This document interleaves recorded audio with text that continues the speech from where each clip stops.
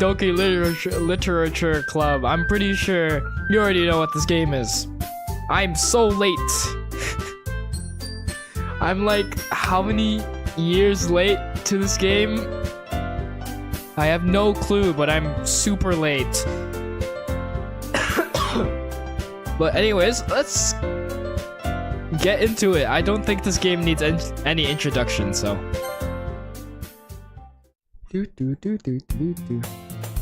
Hey! I see an annoying girl running toward me from the distance, waving her arms in the air like she's totally oblivious to any attention she might draw to herself.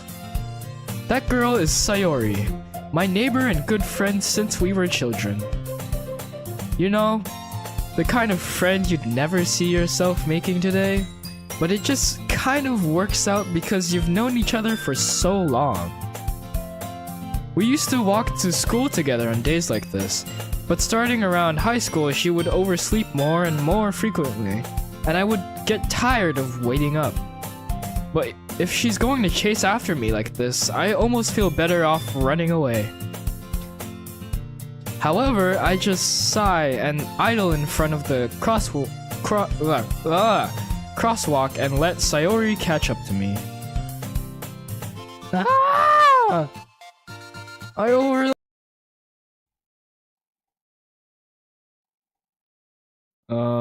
What? What? A previous save file has been found. Would you like to delete your save data and start over? What do you... What? A previous save file has been found. Would you like to delete your save data and start over? What do you mean? I never played this game before. What? No. Do do do do do.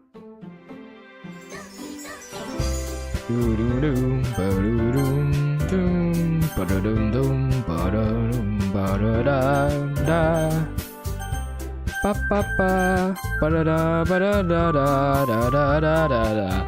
Wow, welcome to Doki Literature Club. I'm pretty sure you already know what this game is.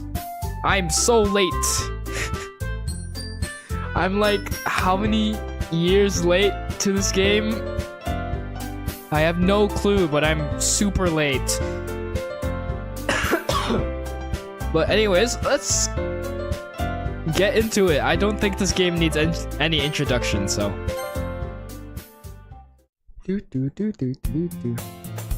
Hey! I see an annoying girl running toward me from the distance, waving her arms in the air like she's totally oblivious to any attention she might draw to herself. That girl is Sayori, my neighbor and good friend since we were children. You know, the kind of friend you'd never see yourself making today, but it just kind of works out because you've known each other for so long. We used to walk to school together on days like this, but starting around high school she would oversleep more and more frequently, and I would get tired of waiting up. But if she's going to chase after me like this, I almost feel better off running away. However, I just sigh and idle in front of the crosswalk and let Sayori catch up to me. Ah! I overslept again. But I caught you this time. Maybe, but only because I decided to stop and wait for you. How does this game already know what my girl's name is? What the hell? I swear I've never played this game before. You say that like you were thinking about ignoring me. That's mean, Suxy. Well, if people stare at you for acting weird, then I don't want them to think we're a couple or something. Fine, fine. But you did wait for me after all. I guess you don't have it in you to be mean even if you want to. Whatever you say, Sayori. We cross the street together and make our way to school. As we draw near, the streets become increasingly speckled with other students making their daily commute. By the way, Zuxi, have you decided on a club to join yet? A club? I told you already, I'm really not interested in joining any clubs. I haven't been looking either. Eh? That's not true! You told me you would join a club this year! Did I? I'm sure it's possible that I did. In one of our many conversations where I dismissively go along with whatever she's going about. Sayori likes to worry a little too much about me, when I'm perfectly content just getting by on the average while spending my free time on games and anime. You are such a loser, what the hell? Uh-huh. I was talking about how I'm worried that you won't learn how to socialize or have any skills before college. Your happiness is really important to me, you know? And I know you're happy now, but I die at the thought of you becoming a NEET in a few years because you're not used to the real world. You trust me, right? Don't make me keep worrying about you. Alright. I'll look at a few clubs if it makes you happy. No promises, though. Will you at least promise me you'll try a little? Yeah, I guess I'll promise you that. Yay! Why do I let myself get lectured by such a carefree girl? More than that, I'm surprised I even let myself relent to her. I guess seeing her worry so much about me makes me want to ease her mind at least a little bit. Even if she does exaggerate everything inside of her head. The school day is as ordinary as ever, and it's over before I even know it. After I pack up my things, I stare blankly at the wall, looking for an ounce of motivation. Clubs. Sayori wants me to check out some clubs. I guess I have no choice but to start with the anime club. Hello? Sayori? Sayori must have come into the classroom while I was spacing out. I look around and realize that I'm the only one left in the classroom. I thought I'd catch you coming out of the classroom, but I saw you just sitting here and spacing out, so I came in.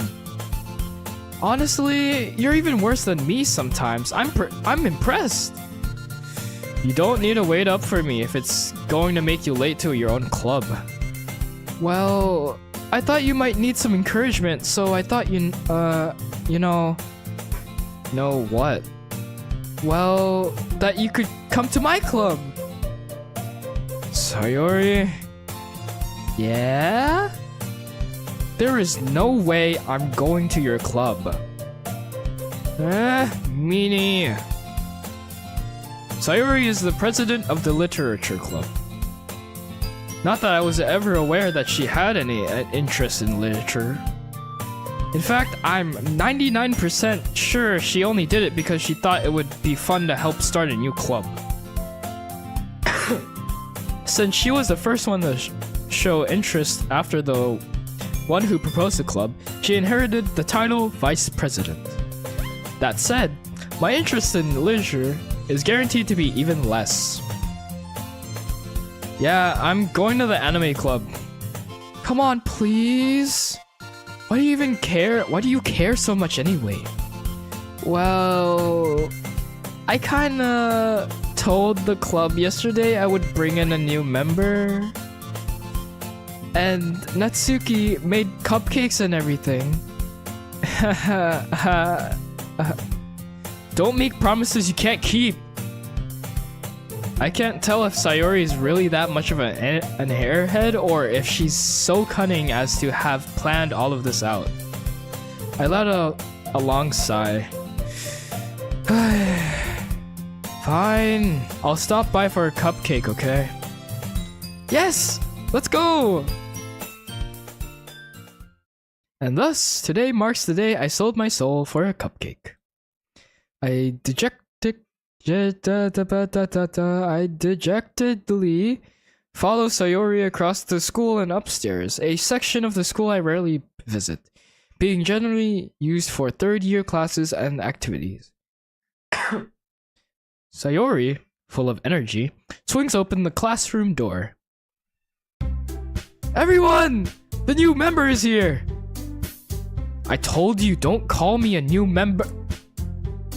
Eh? I glance around the room. Welcome to the literature club. It's a pleasure meeting you. Sayori always says nice things about you.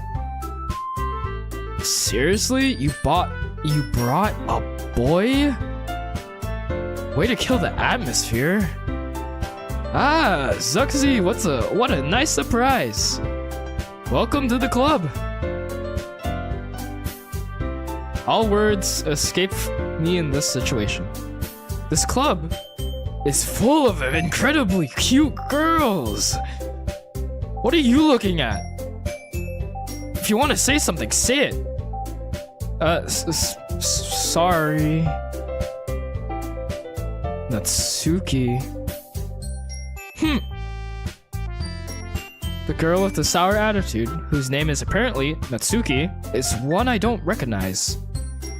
Her small figure makes me think she's probably a first year. She's also the one who made cupcakes, according to Sayori.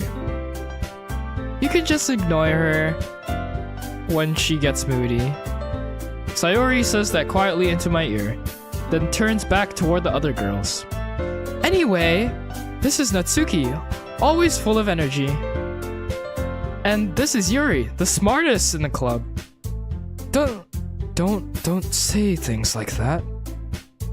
Yuri, who appears comparably more mature and timid, seems to have a hard time keeping up with people like Sayori and Natsuki. Ah, well, it's nice to meet both of you. And it sounds like you already know Monica, is that right? That's right. It's great to see you again, Zuxi. Monica smiles sweetly. We do know each other.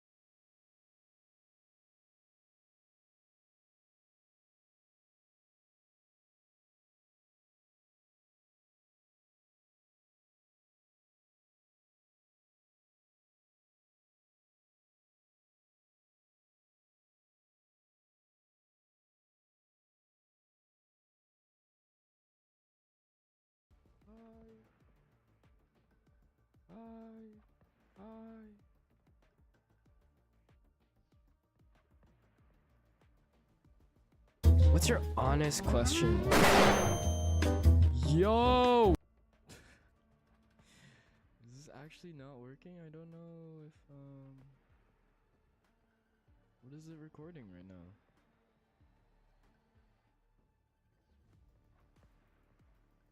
What's your honest question? What's your honest question? Yo!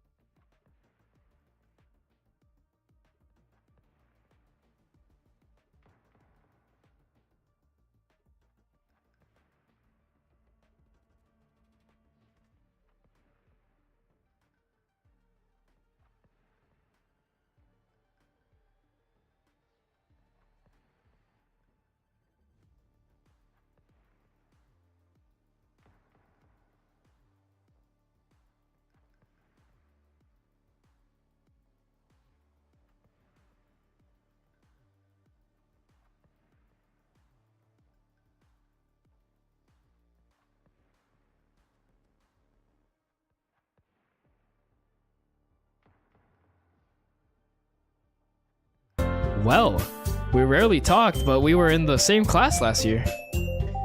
Monica was probably the most popular girl in class, smart, beautiful, athletic. Basically, completely out of my league.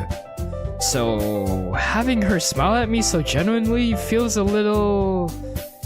You too, Monica.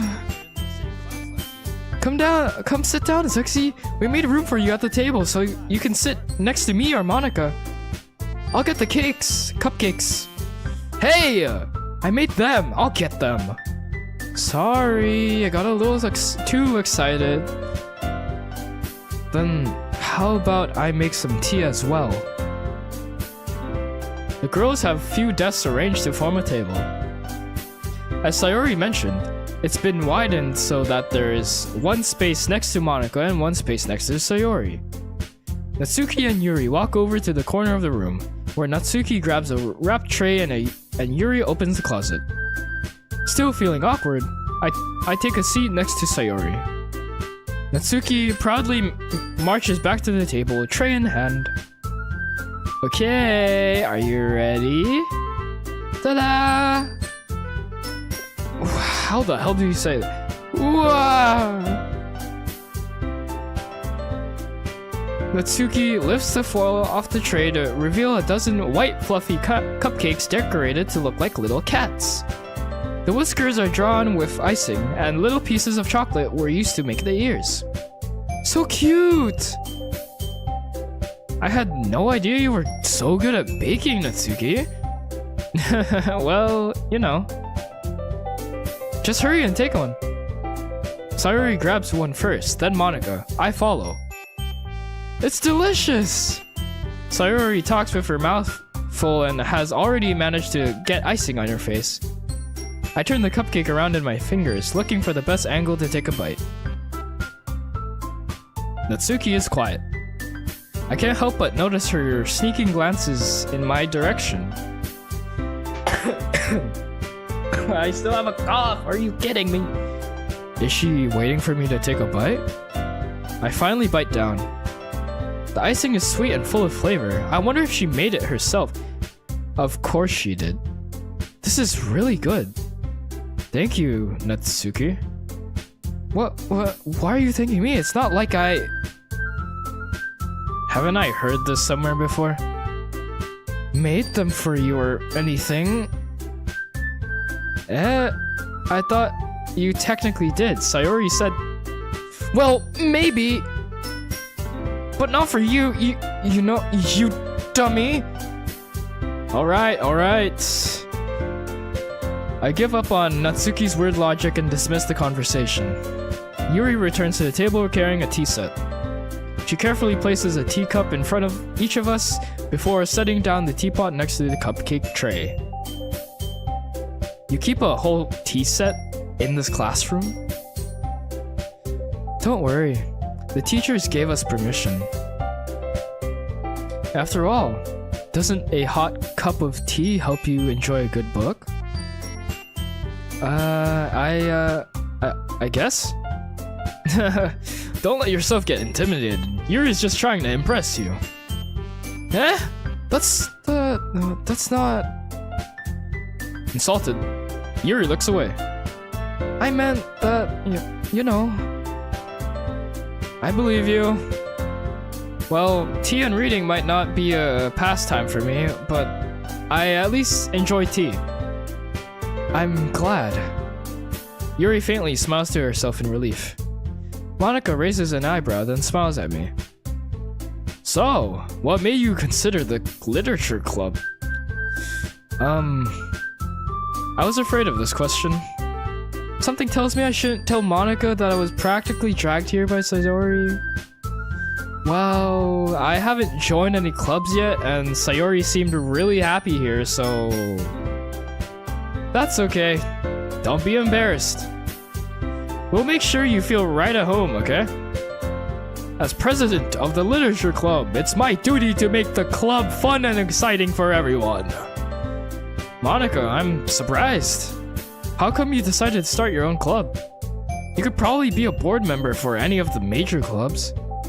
Weren't you a leader of the debate club last year? Well, you know.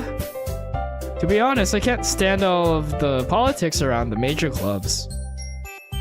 Feels like nothing but arguing about the budget and publicity and how to prepare for events. I'd much rather take something I personally enjoy and make something special out of it. And if it encourages others to get into literature, then I'm fulfilling that dream. Monika Jesus Christ, Monika really is a great leader. Yuri also nods in agreement. How about Natsuki? Does she not agree? Where is she? Then I'm surprised there aren't more people in the club yet. It must be hard to start a new club. You could put it that way. Not many people are very interested in putting out all the effort to start something brand new. Especially when it's something that doesn't grab your attention, like literature. You have to work hard to convince people that you're both fun and worthwhile. But it makes school events like the festival that much more important. I'm confident that we can all really grow this club before we graduate. Right, everyone? Yeah. We'll do our best. You know it. Everyone enthusiastically agrees. Such different girls all interested in the same goal. Monika must have worked really hard just to find these three. Maybe that's why they were all so delighted by the idea of a new member joining. Though, I still don't really know if I can keep up with the level of enthusiasm about literature. So, Zuxi, what kinds of things do you like to read? Hentai- kidding. Well, considering how little I've read these past few years, I don't really have a good way of answering that. Manga. I mutter quietly to myself, half-jokingly. Natsuki's head suddenly perks up. It looks like she wants to say something, but she keeps quiet. Not much of a reader, I guess. Well, that can change. What am I saying? I spoke without thinking after seeing Yuri's giving Yuri's sad smile. Anyway, what about you, Yuri? Well, let's see. Yuri traces the rim of her teacup with her finger. My favorites are usually novels that build deep and complex fantasy worlds. The level of creativity and craftsmanship behind them is amazing to me, and telling a good story in such a foreign world is equally impressive. Yuri goes on, clearly passionate about her reading. Yapatron, Jesus Christ. She seems so reserved and timid since the moment I walked in, but it's obvious by the way her eyes light up that she finds her comfort in the world of books, not people. But you know, I like a lot of things. Stories with deep psychological elements usually immerse me as well. Isn't it amazing how a writer can so deliberately take advantage of your own lack of imagination to completely throw you for a loop? Anyway, I've been reading a lot of horror lately. I read a horror book once. I desperately grasped something I can relate to at the minimal level. At this rate, Yuri might as well be having a conversation with a rock. Really? I wouldn't have expected that, Yuri. For someone as gentle as you? I guess you could say that. But if a story makes me think or takes me to another world, then I really can't put it down. Surreal horror is often very successful at changing the way you look at the world, if only for a brief moment. Ugh, I hate horror. Oh, why is that? Well, Natsuki's eyes dart over to me for a split second. Never mind. That's right. You usually like to write about cute things, don't you, Natsuki? What? What gives you that idea? You left a piece of scrap. You left a piece of scrap paper behind last club meeting. It looked like you were working on a poem called "Don't Say It Out Loud!" And give that back. Fine. Your cupcakes, your poems. Everything you do is just as cute as you are. Sayori Siddles. Oh god, I choked on my own spit. Sayori sidles up behind Natsuki and puts her hands on her shoulders. I'm not cute! Natsuki, you write your own poems? Well, I guess sometimes. Why do you care? I think that's impressive. Why don't you share them sometime? No! Natsuki averts her eyes. You wouldn't like them. Ah, not a very confident writer yet. I understand how Natsuki feels. Sharing that level of writing takes more than just confidence. The truest form of writing is writing to oneself. You must be willing to open up to your readers, exposing your vulnerabilities and showing even the deepest reaches of your heart. Do you have writing experience too, Yuri?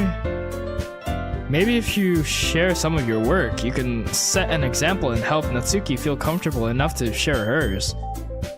I guess it's the same for Yuri. I want to read everyone's poems. We all sit in silence for a moment. Okay, I have an idea, everyone. Huh? Natsuki and Yuri look quizzically at Monika. Let's all go home and write a poem of our own. Then the next time we meet, we'll all share them with each other. That way, everyone is even.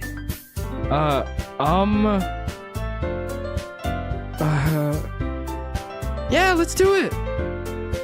Plus, now that we have a new member, I think it will help us all get a little more comfortable with each other and strengthen the bond of the club. Isn't that right, Zuxi? Monika smiles warmly at me once again. Hold on, there's still one problem. Eh? What's that? Now that we're back to the original topic of me joining the club, I bluntly come forth with what's been on my mind the entire time. I never exactly said I would join this club. Sayori may have convinced me to stop by, but I never made any decision. I still have other clubs to look at, and I lose my train of thought. All four girls stare back at me with dejected eyes. But... I'm sorry, I thought... Suxy? You all... I'm defenseless against these girls. How am I supposed to make a clear-headed decision when it's like this? Brother, you gotta focus, man. You gotta focus. You have a choice. That is, if writing poems is the price I need to pay in order to spend every day with these beautiful girls. Right. Okay. I've decided then. I'll join the literature club. One by one, the girls' eyes light up. Yes, I'm so happy! Sayori wraps her arms around me, jumping up and down. Hey! You really did scare me for a moment. If you really just came for cupcakes, I would be super pissed. Then, that makes it official. Welcome to the literature club. Thanks, I guess. Okay, everyone. I think with that, we can officially end today's meeting on a good note. Everyone, remember tonight's assignment. Write a poem to bring to the next meeting so we can all share. Monica looks over at me once more. Suxy, I look forward to seeing how you express yourself. Yeah. Can I really impress the class star Monica with my mediocre writing skills? I already feel the anxiety welling up inside of me. Meanwhile, the girls continue to chit-chat as Yuri and Natsuki clean up their food. Hey, Suxy, since we're already here, do you want to walk home together? That's right, Sayori and I never walk home together anymore, because she always stayed after school for clubs. Sure, might as well. Yay! With that, the two of us depart the club room and make our way home. The whole way, my mind wanders back and forth between the four girls. Sayori, Natsuki, Yuri, and of course, Monica. Will I really be happy spending every day after school in a literature club? Perhaps I'll have the chance to grow closer to one of these girls. Alright. I'll just need to make the most of my circumstances, and I'm sure good fortune will find me. And I guess that starts with writing a poem tonight. Do do do do do do do. It's time to write a poem. Pick words you think your favorite club member would like. Something good might happen with whoever likes your poem the most.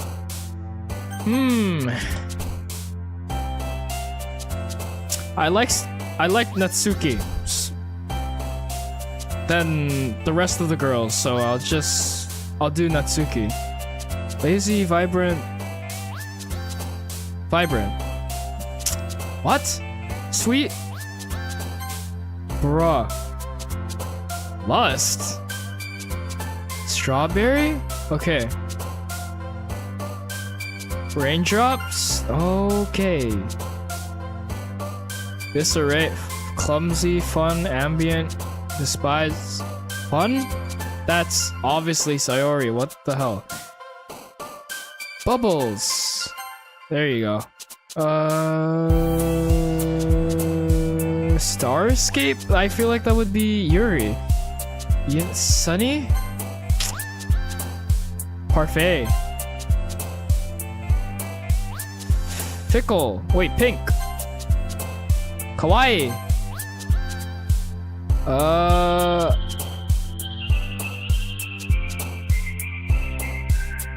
Sparkle? Never mind. Fluffy. Lollipop, not lollipop. Vanilla? So anything cute sounding and that's related to baking. Peace, anxiety, dark, rain cloud. Never mind.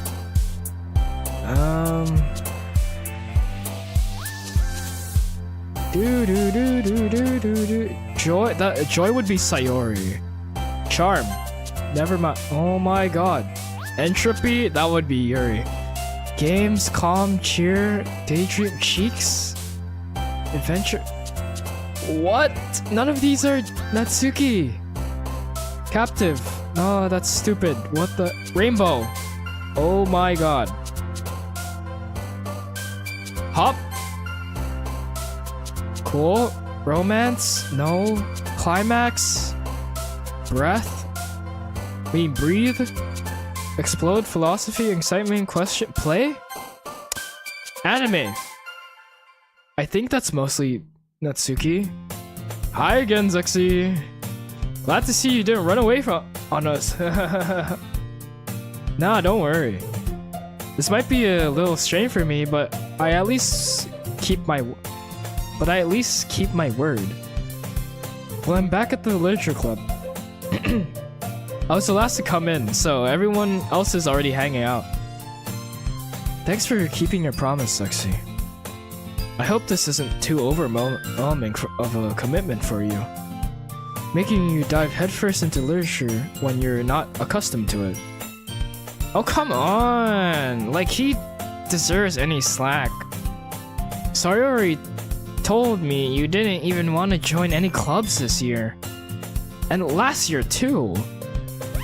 I don't know if you plan to just come here and hang out or what. But if you don't take us seriously, then you won't see the end of it. Natsuki, you certainly have a big mouth for someone who keeps her manga collection in the club room.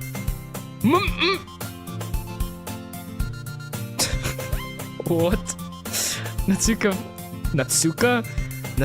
finds herself stuck between saying Monica and manga. Manga is literature! Swiftly defeated, Natsuki plops back into her seat. Well, she's not wrong. Don't worry, guys. Sexy always gives it his best as long as he's having fun. He helps me with busy work without even asking. Like cooking, cleaning my room. How dependable.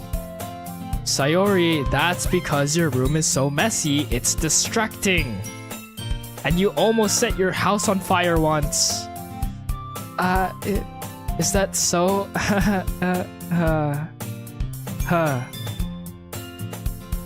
You two are really good friends, aren't you? I might be a little jealous. How come? You and Sexy can become good friends too. Sayori?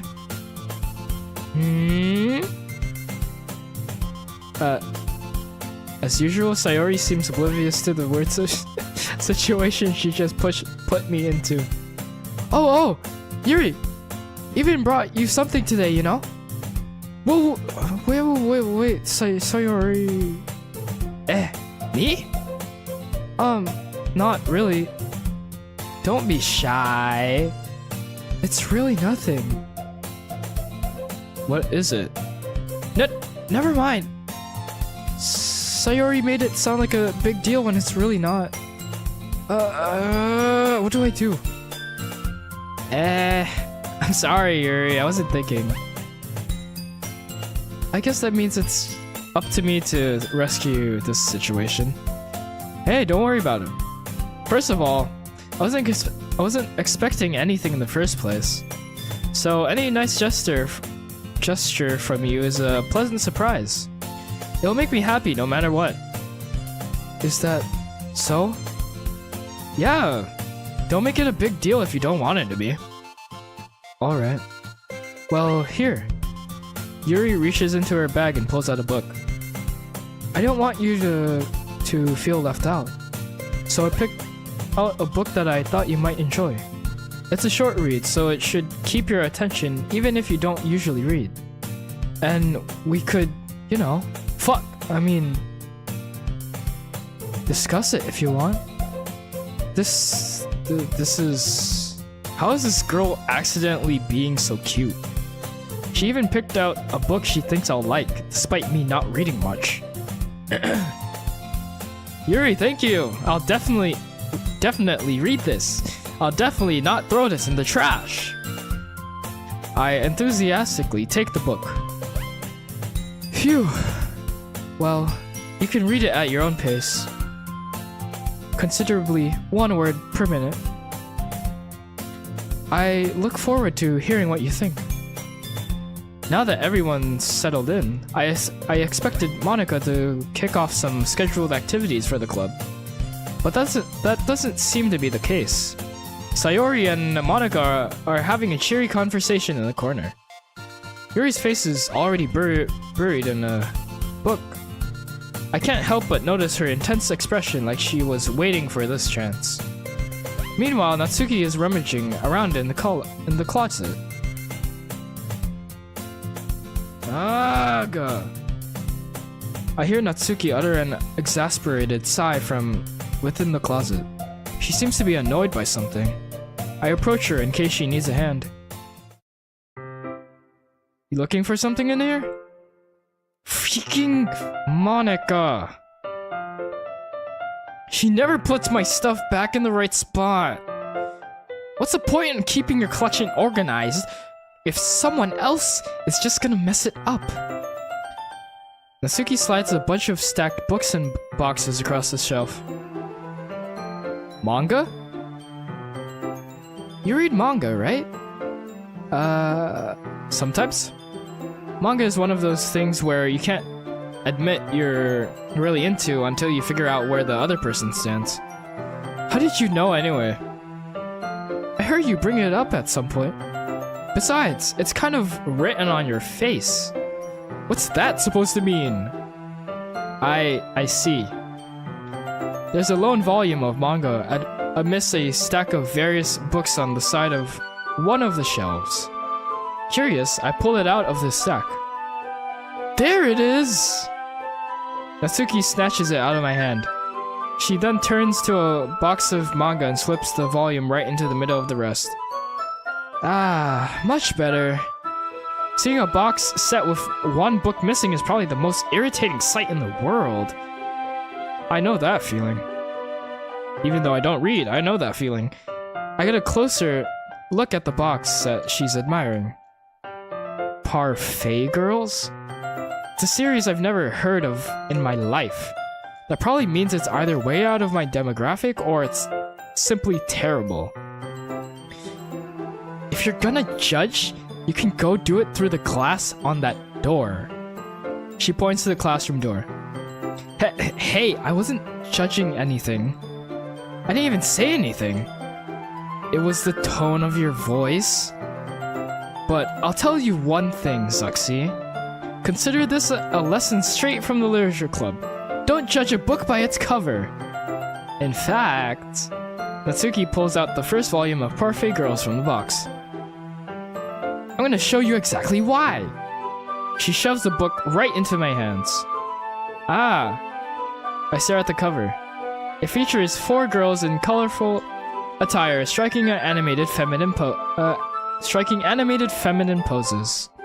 It's exceedingly Don't just stand there. What? Natsuki grabs my arms and pulls me out of the closet. She then takes a seat against the wall beneath the window sills. She pats on the ground next to her, signaling me to sit there. Wouldn't stairs be more comfortable? I take my seat. Chair... The line I said was supposed to be chairs, it wasn't it? Jesus Christ. Chairs wouldn't work. We can't read at the same time like that. Eh? Why's that? Ah, I guess it's easier to be closer together like this. Don't just say that. You'll make me feel weird about it. Natsuki crosses her arms and scooches an inch away from me. Sorry. I didn't exactly expect to be sitting this close to her either. Not that I can say it's a particularly bad thing. I open the book. It's only a few seconds before Natsuki once again inches closer, reclaiming the additional space while she hopes I won't notice. I can feel her peering over my shoulder, much more eager to begin reading than I am. Wow, how long has it been since I read the beginning? You don't go back and flip through the older volumes every now and then? Not really. Maybe sometimes after I've already finished the series. Hey, are you even paying attention? I am, but nothing's really happened yet, so I can talk at the same time. It looks like it's about a bunch of friends in high school. Typically slice of life affair. I kind of grew out of these, since it's rare for the writing to be entertaining enough to make up for the lack of plot. So, what should I expect from this? Is there going to be plot? Well, obviously. You think I would enjoy something that didn't have plot? I mean, well, I guess I know what you're trying to say. A lot of the beginning is about simple things, like there's a really funny chapter where they're obsessed with a guy at the ice cream shop, but that just helps you get to know the characters. And besides, it's still entertaining. But later on, there's all kinds of drama. Like when they get into all their backstories and when some of the romance starts to happen. That's really what makes it good. There are so many touching parts. Huh? Is that so? It sounds like you really know what you're talking about. Maybe I underestimated you. Hey, wait! What's that supposed to mean? Oh, Natsuki gives me a little shove. I just meant that I haven't yet seen you at your full power. Good save. This chapter seems like it's about baking. This is just a guess, but is there a lot of baking in this manga? Well... Natsuki pauses for a moment as if she doesn't want to admit something. Yeah? What does that matter? It doesn't. I was just curious. Since you enjoy baking too, right? That's just a coincidence. I just happened to get into baking around the same time I got this manga. Like, I would ever get into anything because it's in manga. I feel bad for anyone that impressionable. Definitely not a coincidence. I guess that explains Natsuki's interest in baking.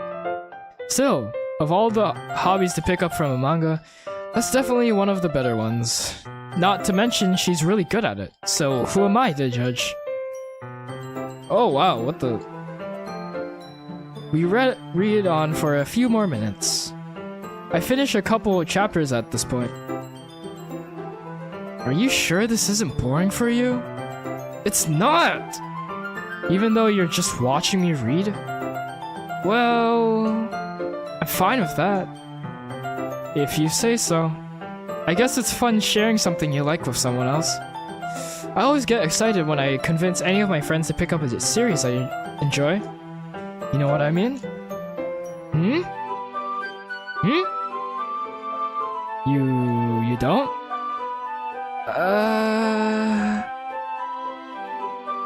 That's not... Well, I wouldn't really know. What do you mean? Don't you share your manga with your friends? Could you not rub it in? Jeez. Sorry. You have no friends! You suck! I'm kidding. I'm kidding. Oh my god, I'm kidding. Like, I could ever get my friends to read this. They just think manga's for kids. I can't even bring it up without them being all like, eh? You still haven't grown out of that yet? Or makes me want to punch them in the face. Urgh. I know those kinds of people. Honestly, it takes a lot of effort to find friends who don't judge, much less friends who are also into it. I'm already kind of a loser, so I guess I gravitated toward the other losers over time. But it's probably harder for someone like you. Hmm? Yeah, that's pretty accurate. Wait, which part? I mean, I feel like I can't even keep it in my own room. I don't even know what my dad would do if he found this. At least it's safe in here in the club. Except Monica was kind of a jerk about it. Ah, I just can't win, can I? Well, it paid off in the end, didn't it? I mean, here I am, reading it. Well, it's not like that solves any of my problems. Maybe. But at least you're enjoying yourself, right?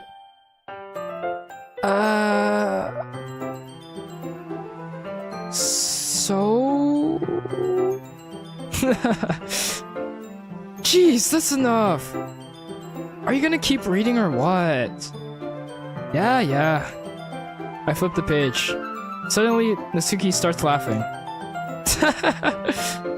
I totally forgot that happens!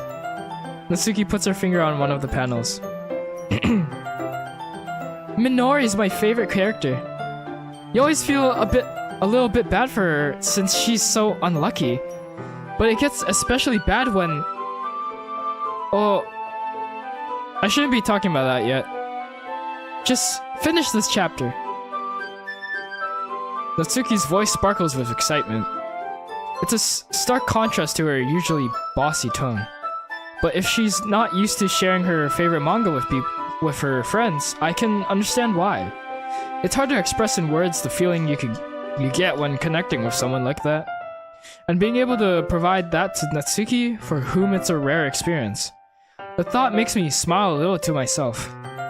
Okay, everyone. Eh? Are you all ready with today's poems? Oh, come on! Could your timing be any worse? Sorry. I just need to make sure we have enough time. Though you do look pretty cozy over there. Eh? Ah! Natsuki suddenly notices how close she's gotten to me. She hastily slides herself a good 12 inches away from me. Alright, guess I'll stop here for now. I close the book and hand it towards Natsuki. You're just giving it back? Don't you want to know what happens? Yeah, but... This book is kinda terrible. Just so you, I'm kidding. Monica just said, don't be dumb. Just take it home with you. Eh? Is that really alright? I say that mostly because I really didn't plan on using my stereo time to read this. Well, of course. It would take forever to finish if you didn't take it home. Just finish that one before tomorrow so we can start the next one. You're giving me homework. Thank you so much. And if it gets bent, I'll kill you! By tomorrow? I only got part way through the volume so far. I might fall behind on some shows if I try to get through this. But I suppose that's a necessary sacrifice in exchange for seeing Natsuki's enthusiastic face. Or am I more scared of what will happen if I don't finish it? Alright then. I stand up. I return to where I put my stuff and carefully slip the book into my bag. By the way, did you remember to write a poem last night? Yeah. My relaxation ends. I can't believe I agreed to do something so embarrassing.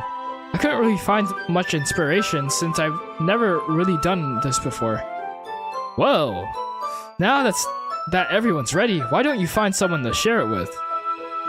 I can't wait!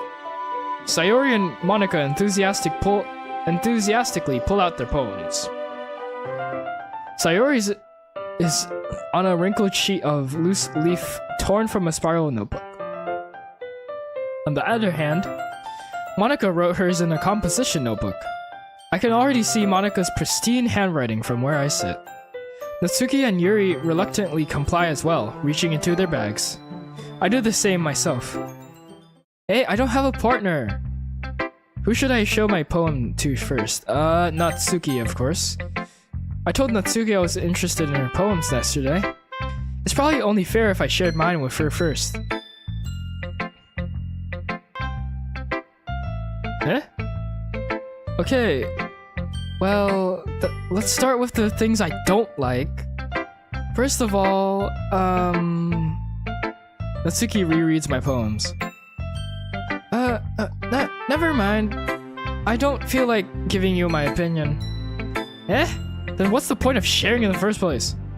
I wrote this when I could have been doing other things, you know? In fact, remember how I said I wanted to read your poems? That's what I had in mind when writing this. I want to help you feel comfortable enough to share yours. Like Monica said. Ooh. Well, I would be more comfortable sharing my poem if yours was really bad. You were supposed to show me some dumb poem and make me go, ha! Well, it's not that great, but let me show you what real literature looks like. And you went and ruined it! I hope you're happy. Huh? So, in other words, you're saying you liked it? Urgh. Natsuki's retort gets caught in her throat. Oh, you're so... You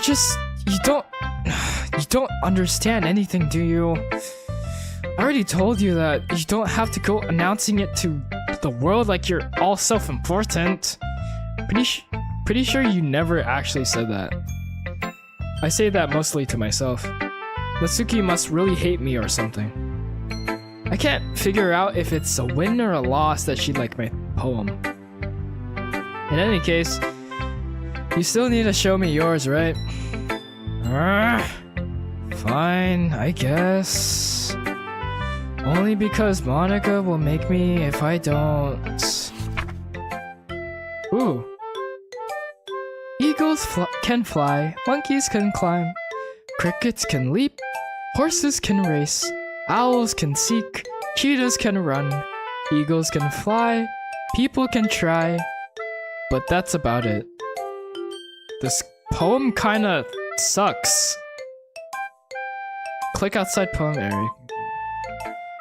Yeah, I told you that you weren't gonna like it.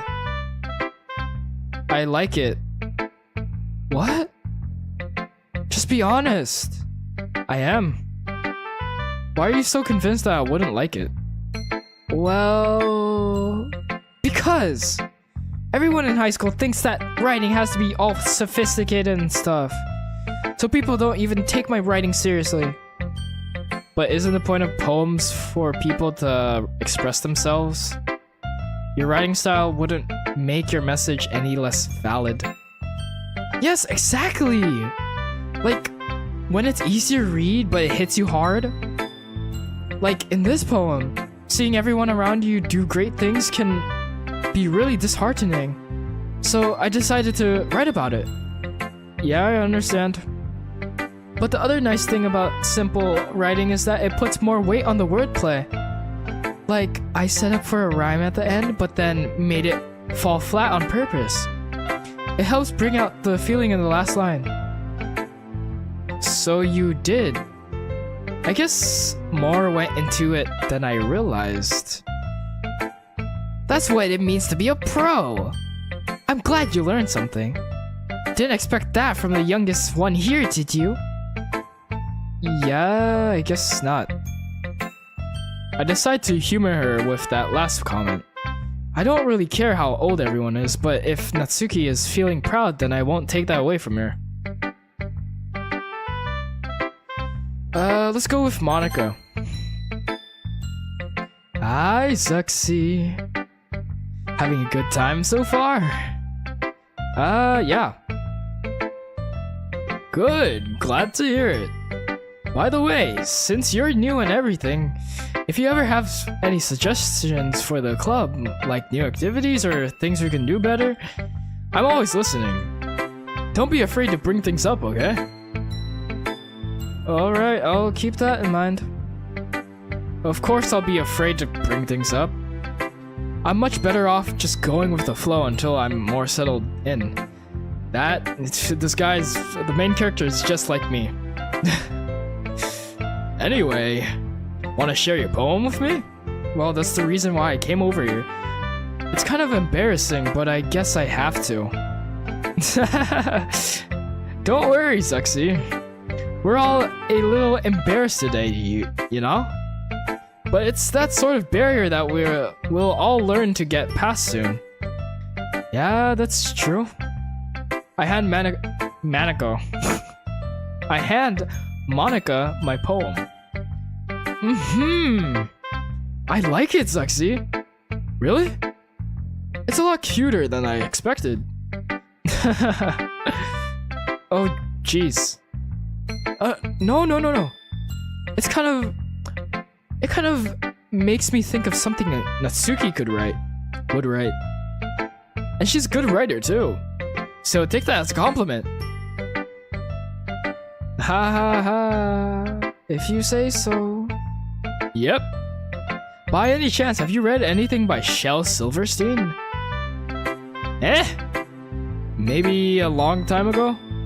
He's famous for telling all kinds of things in just a few simple words. His poems can be funny, endearing, or even sad. And sometimes they're only a few lines long.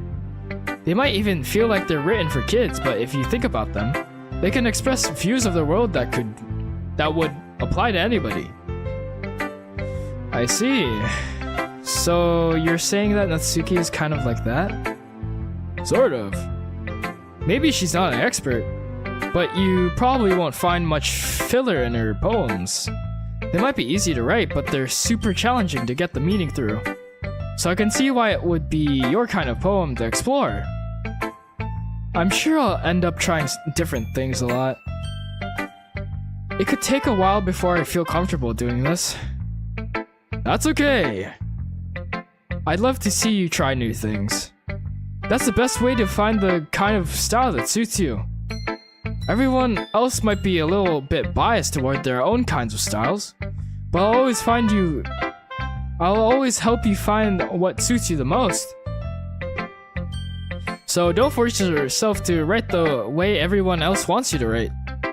It's not like you have to worry about impressing them or anything. Ha ha ha. Ha ha ha ha ha. Anyway, you wanna read my poem now? Don't worry, I'm not very good. You sound pretty confident for someone who claims to not be very good. Well, that's cause I have to sound confident. That doesn't mean I always feel that way, you know? I see. Well, let's read it then.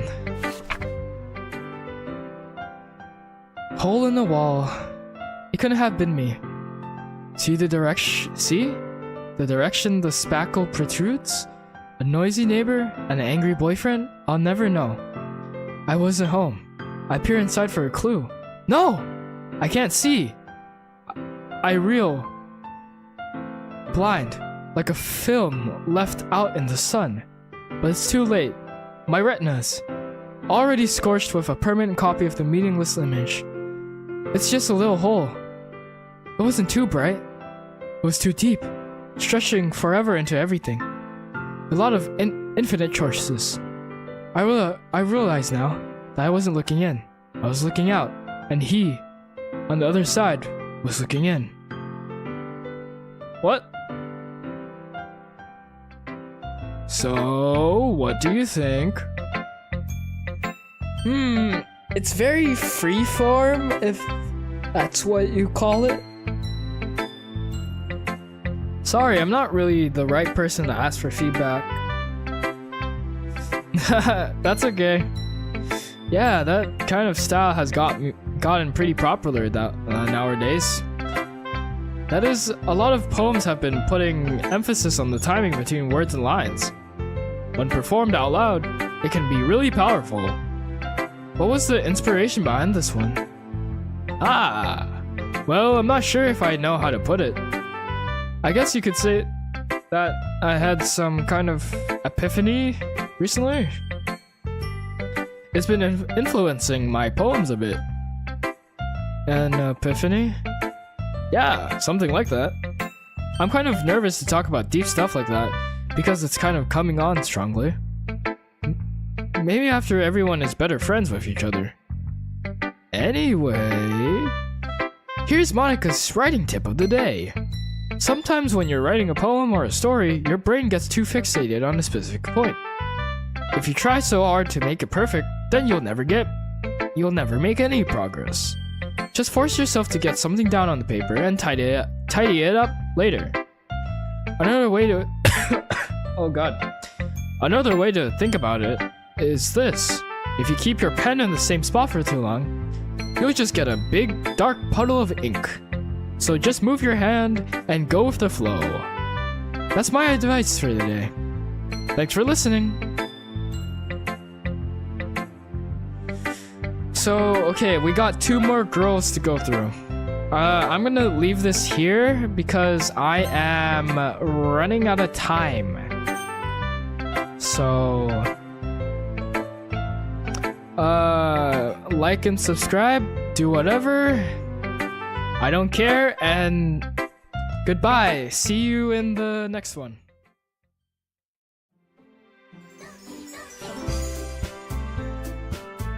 Welcome back to Doki Doki Literature Club.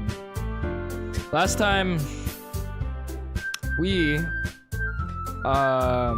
joined the club, talked to some woman, raised up some woman, mostly raising up Natsuki, and let's get back into the game.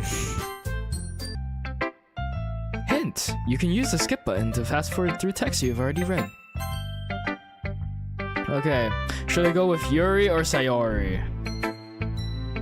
I think I should go with Sayori.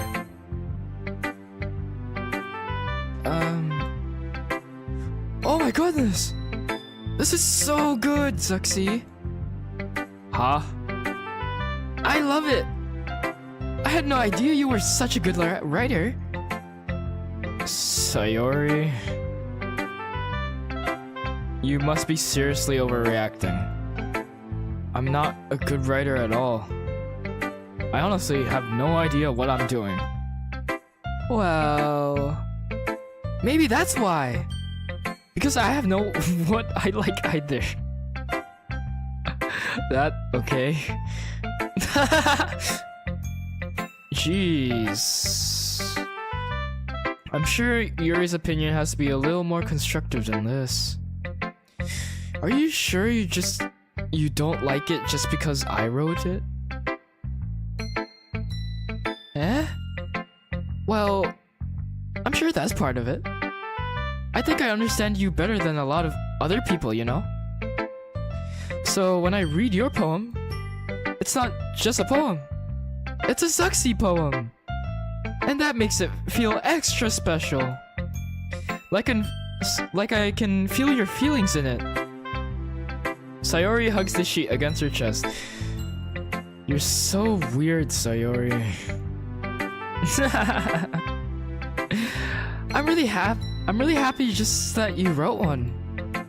It just reminds me of how you're really part of the club now. Not to mention the fact that I'm standing in front of you in the club room. Well, of course. I'm not really into it yet, but that doesn't mean I'll break my promise. Psst, see? It's like I said before, Zuxi. Deep down, you're not selfish at all, you know? Trying new things like this for other people? That's something that only really good people do. Thanks, Sayori.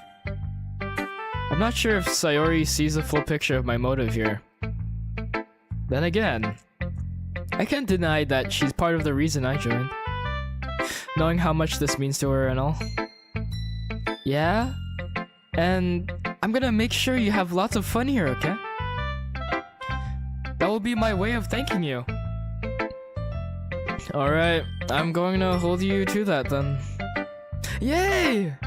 Now you'll read my poem too, right? Don't worry, I'm really bad at this. We'll see about that. Dear sunshine, the way you glow through my blinds in the morning, it makes me feel like you missed me. Kissing my forehead to help me out of bed, making me rub the sleepy from my eyes. Are you asking me to come out and play? Are you trusting me to wish a rainy day? I look above. The sky is blue. It's a secret, but I trust you too. If it wasn't for you, I could sleep forever. But I'm not mad. I want breakfast. Bruh. Sayori. This is just a guess, but did you wait until this morning to write this? No. Just a little bit. You can't answer just a little bit to a yes or no question. I forgot to do it last night. Well, at least that makes me feel a little better about myself. Don't be mean! I still tried my best. Yeah. I didn't mean to say that it was a bad poem.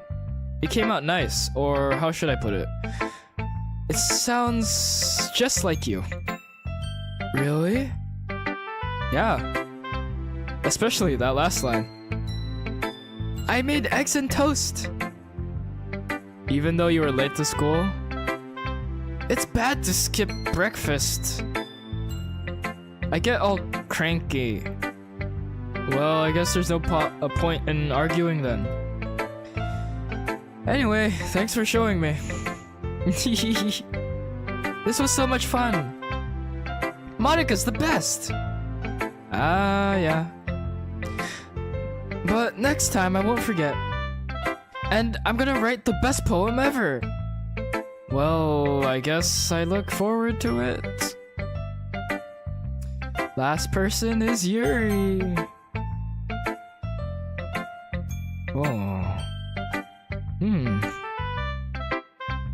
Yuri stares at the poem. A minute passes, more than enough time for her to finish reading. She can't read my handwriting. Well, that sucks. Oh. Sorry. I forgot to start speaking.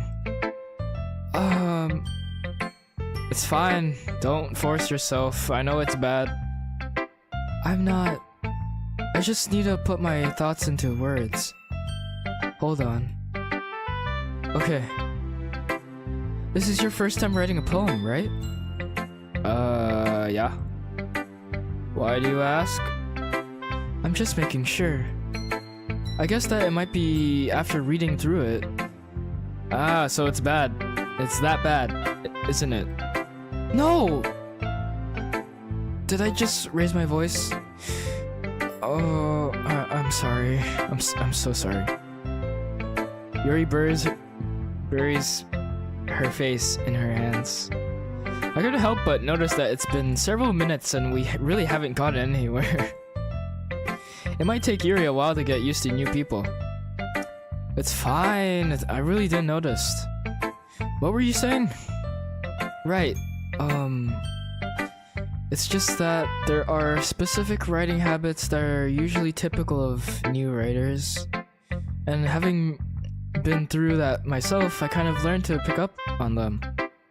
I think the most noticeable thing I recognize in new writers is that they try to make their style very deliberate. In other words, they tend to pick a writing style separate from the topic matter, and they form-fit the two together. The end result is that both the style and the expressiveness are weakened. Once Yuri finds her train of thought, it's as if her demeanor totally changes. Her stammering is completely gone and she sounds like an expert. Of course, that's not something you could be blamed for. There are so many different skills and techniques that go into writing even a simple poem. Not just finding them and building them, but getting them to work together is probably the most challenging part. It might take you some time, but it all comes with practice and learning by example and trying new things. I also hope that everyone else in the club gives you valuable feedback. Natsuki can be a little bit biased though. Biased? How? Well... Never mind. I shouldn't be talking about people like that. Sorry. It's fine. I'm not sure if Yuri's apologizing to herself, to me, or not to Natsuki. You mind if I read your poem now? Please do. I'd love to share my thought process behind it. Yuri smiles dreamily, as if that's a rare opportunity for her. Which itself is kind of funny. After all, isn't this supposed to be a literature club? Ghost under the lights. The tendrils of my hair illuminate beneath the amber glow. Bathing. It must be this one. The last remaining streetlight to have withstood the test of time. The last yet to be replaced by the sickening blue-green hue of the future. I bathe. Calm, breathing air of the present but living in the past. The light flickers. I flicker back. Cool, Yuri. Cool poem. I'm sorry I have such terrible handwriting. What do you mean you have terrible handwriting? It's cursive. What? What? Oh, I wasn't thinking that at all. But it took you a long time to read. That's because my comprehension skills are equivalent to a first grader, so...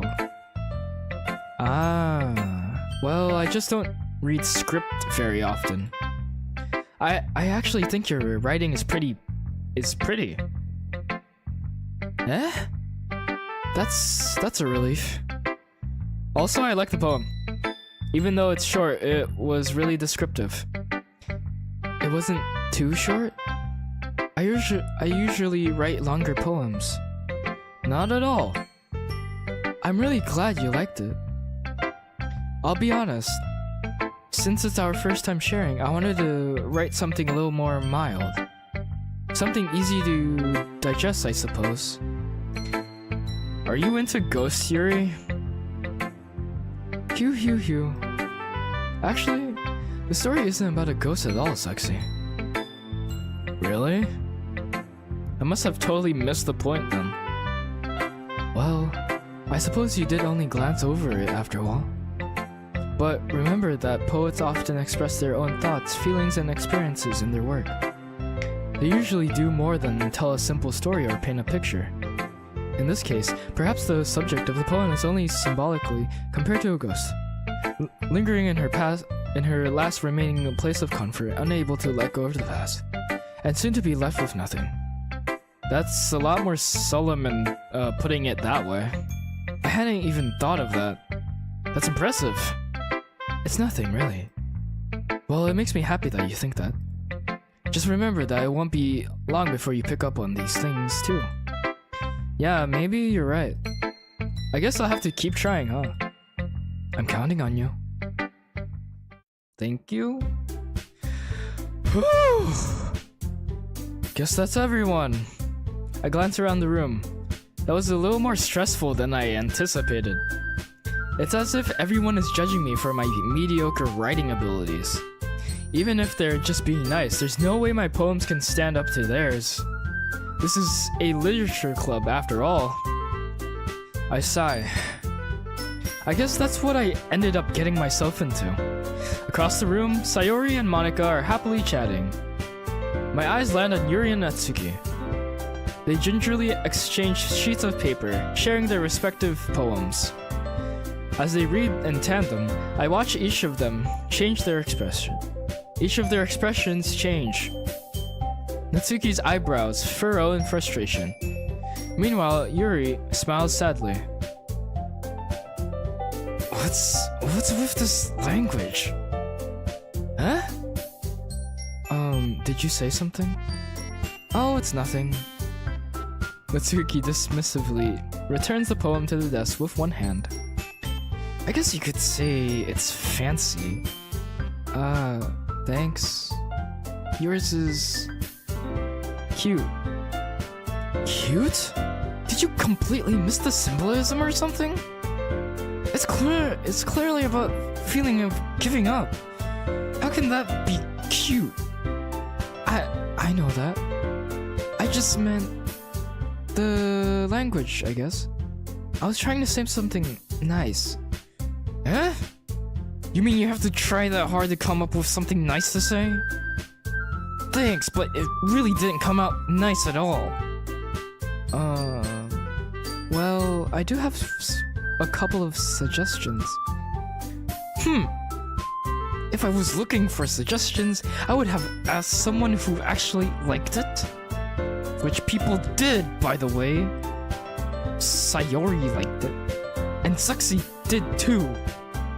So based on that, I'll gladly give you some suggestions of my own. First of all, excuse me? I appreciate the offer, but I've spent a long time establishing my writing style. I don't expect it to change anytime soon unless of course I come across something particularly inspiring, which I haven't yet. And Zuxi liked my poem too, you know. He even told me he was impressed by it. Natsuki suddenly stands up. What the hell happened to the music? Hello? Oh? I didn't realize you were so invested in trying to impress our new member, Yuri. Huh? Oh, that's why. That's not what You're just... Yuri stands up as well. Maybe you're just jealous that Zuxi appreciates my advice more than he appreciates yours. Huh? And how do you know he didn't appreciate my advice more? Are you that full of yourself? No. If I was full of myself, I would deliberately go out of my way to make everything I do overly cutesy. Is everyone okay? Well, you know what? I wasn't the one whose boobs magically grew a size bigger as soon as Sexy started showing up. Natsuki! Natsuki, that's a little... This doesn't involve you! I don't like fighting, guys. Suddenly, both girls turned towards me as if they just noticed I was standing here. Hey, keep me out of this! I'm not part of the... Zuxi... She's just trying to make me look bad. That's not true! She started it! If she could get over herself and learn to appreciate that simple writing is more effective, then this wouldn't have happened in the first place. What's the point of making your poems all convoluted for no reason? The meaning should jump out at the reader, not force them to figure it out. Help me explain that to her, Zuxi. Wait, there's a reason we have so many deep and expressive words in our language. It's the only way to convey complex feelings and meaning the most effectively. Avoiding them is not only unnecessarily limiting yourself, it's also a waste. You understand that, right, Zuxi? Well... How did I get dragged into this in the first place? It's not like I know anything about writing. But whomever I agree with, they'll probably think more highly of me. So of course, that's going to be Natsuki. Yuri? You're really talented? Well... But Natsuki has a point, and your writing sucks. So, I think that... I rack my brain in an attempt to back myself up. I think that conveying feelings with few words can be just as impressive as well. It lets the reader's imagination take over. And Natsuki's poem did a really good job at that. Yeah! It did, didn't it? Shows how much you know. That's not... Natsuki, I think that's enough. Huh? Me? But she was so mean to me. Natsuki's voice whines. Look, what we talked about yesterday was right. Writing is a really personal thing, and sharing it can definitely be hard. It looks like we learned that today. Even small criticism can lead to something pretty heated. I glance over my shoulder. Sayori is nodding vigorously. Yeah, so you don't need to feel threatened. You're a great writer, Natsuki. Ah, Natsuki's voice gets caught in surprise. Thanks for noticing. She finally mutters that barely audible. Yuri? Yuri looks at me dejectedly. With a face like that, I can't help but feel bad for her as well. I'm sure that Natsuki didn't mean everything she said. So you don't need to feel threatened either. Well, if you say so. Hey! It's not like you need to apologize for me, Suxy. Sheesh! Natsuki takes a breath.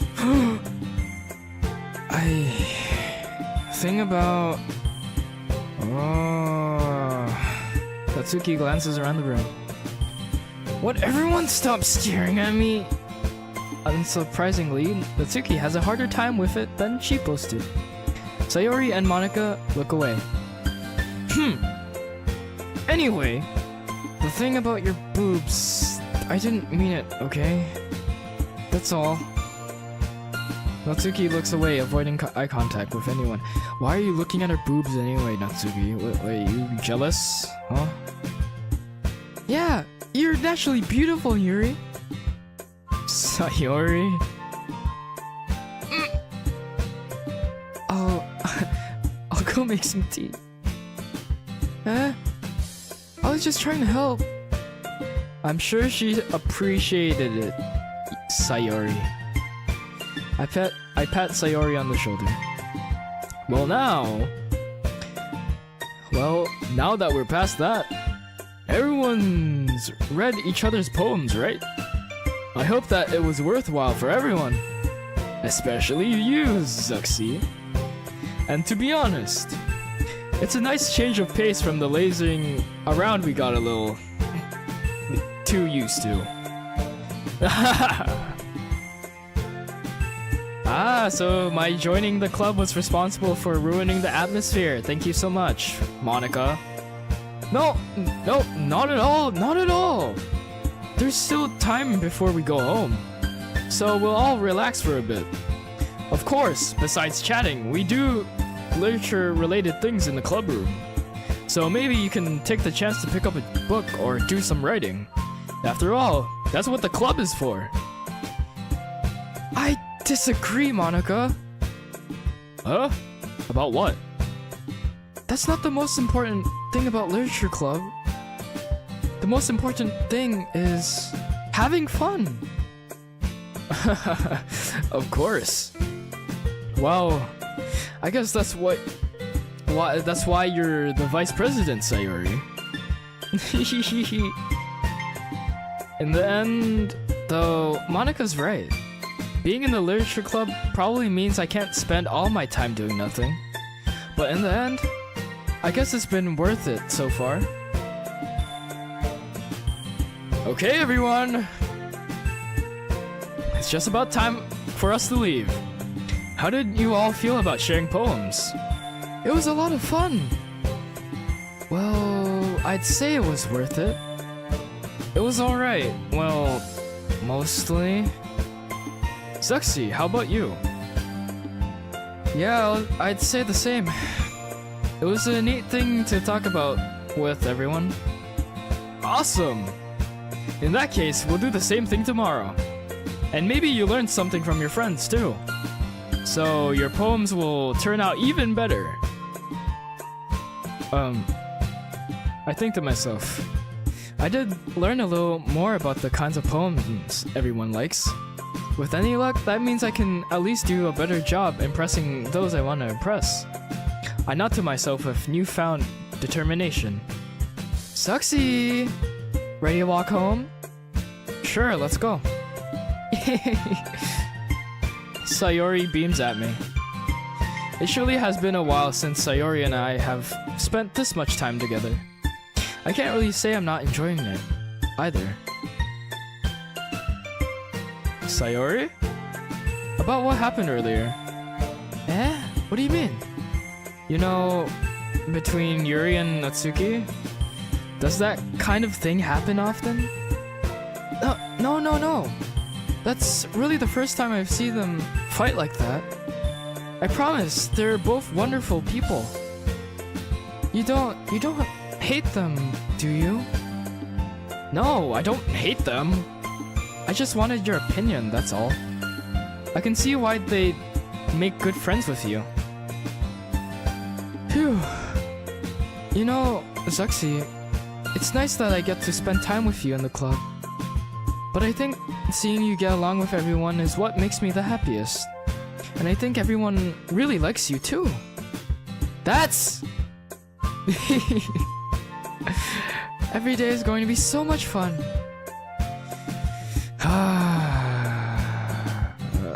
It looks like Sayori still hasn't caught onto the kind of situation I'm in. Sure, being friends with everyone is nice, but does it really need to stop there? We'll just have to see what the future holds, Sayori. I pat Sayori on the shoulder. I said that more to myself than to her, but it's easier to use Sayori as an internal monologue sometimes. What? Okay. Yeah. Let's do this. Nice-u. Okay. Hop. Pout. Kitty. Pink. Wow, they're giving me more Natsuki type of words now. That's fluffy. Parfait. Vanilla. Boop. Puppy? Yeah, puppy.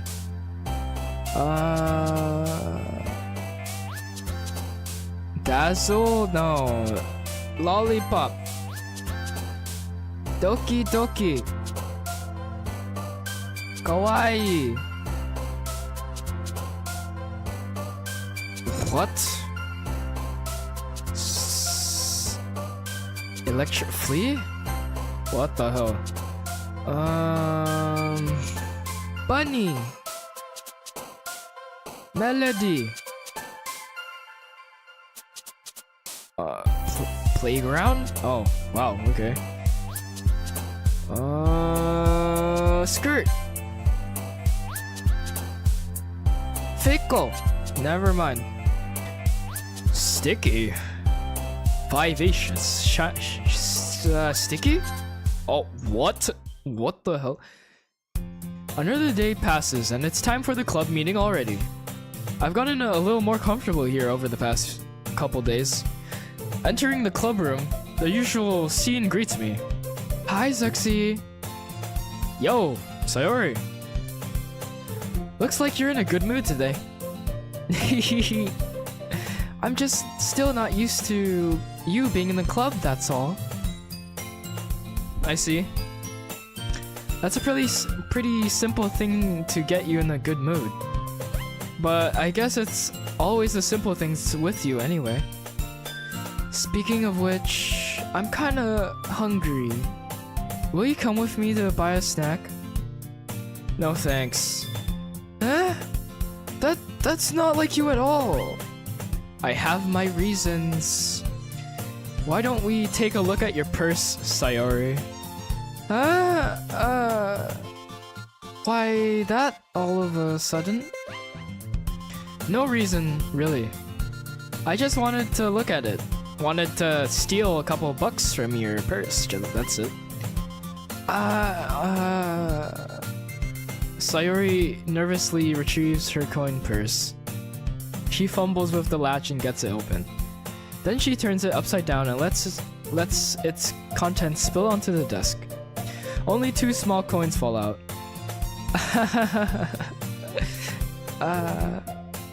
I knew it. I can see right through you, Sayori.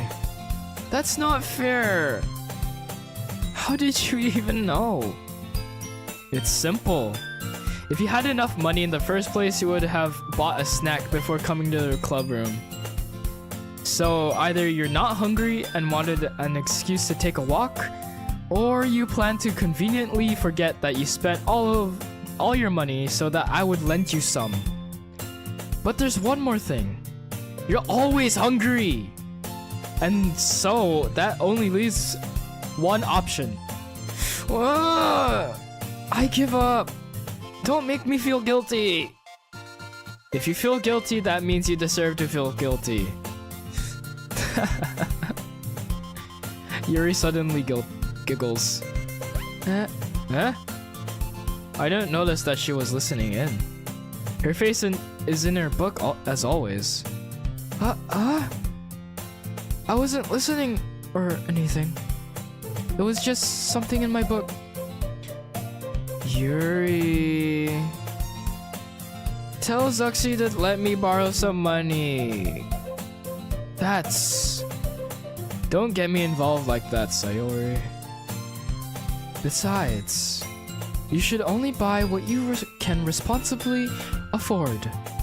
And frankly, after pulling a mischievous little stunt like that, your suffering is fair enough retribution.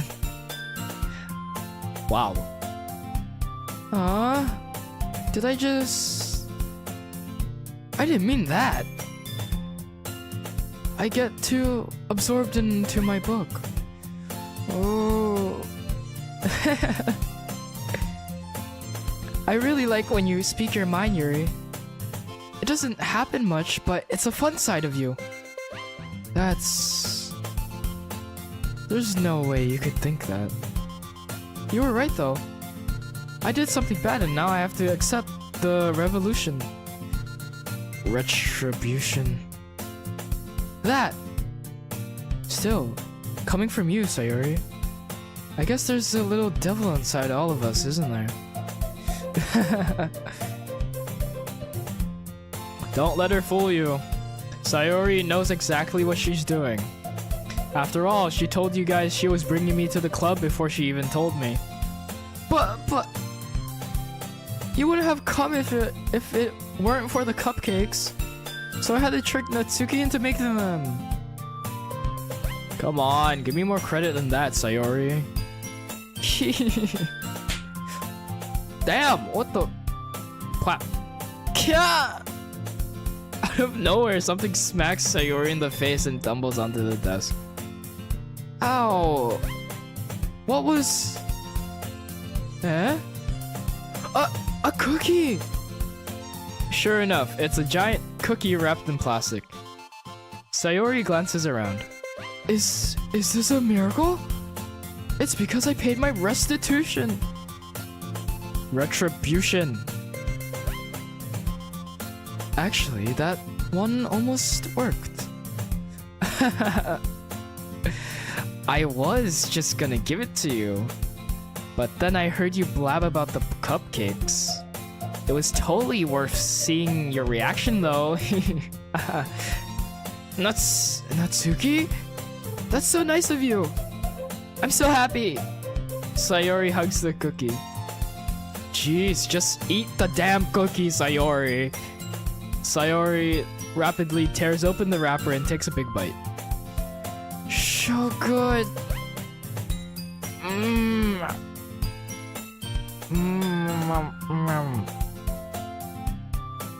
Sayori suddenly clasps her hands over her mouth.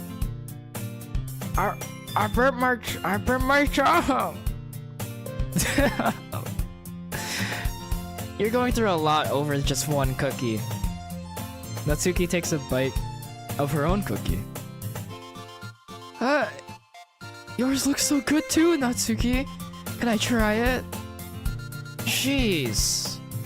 Beggars can't be choosers. But yours is chocolate. Yeah, but why do you think I gave you that one? Fine. Still, I'm really happy that you shared this one with me. Sayori gets out of her seat and goes behind Natsuki, then wraps her arms around her. Ah, jeez. I get it. Cookie still in hand, Natsuki reaches up to nudge Sayori off of her.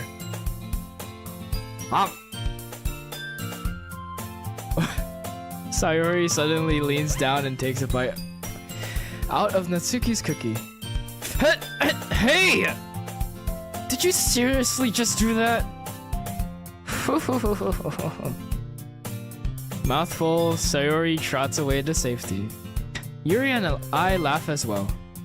Jeez, you're such a kid sometimes! Monica! Can you tell Sayori? Huh? Natsuki glances around. Monica isn't in the club room. Ugh. Where's Monica anyways?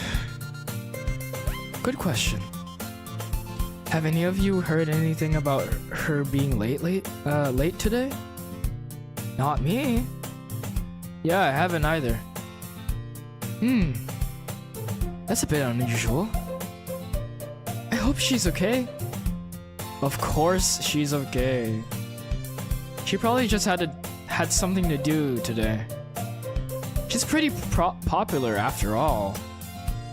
Eh? You don't think she has a... You know...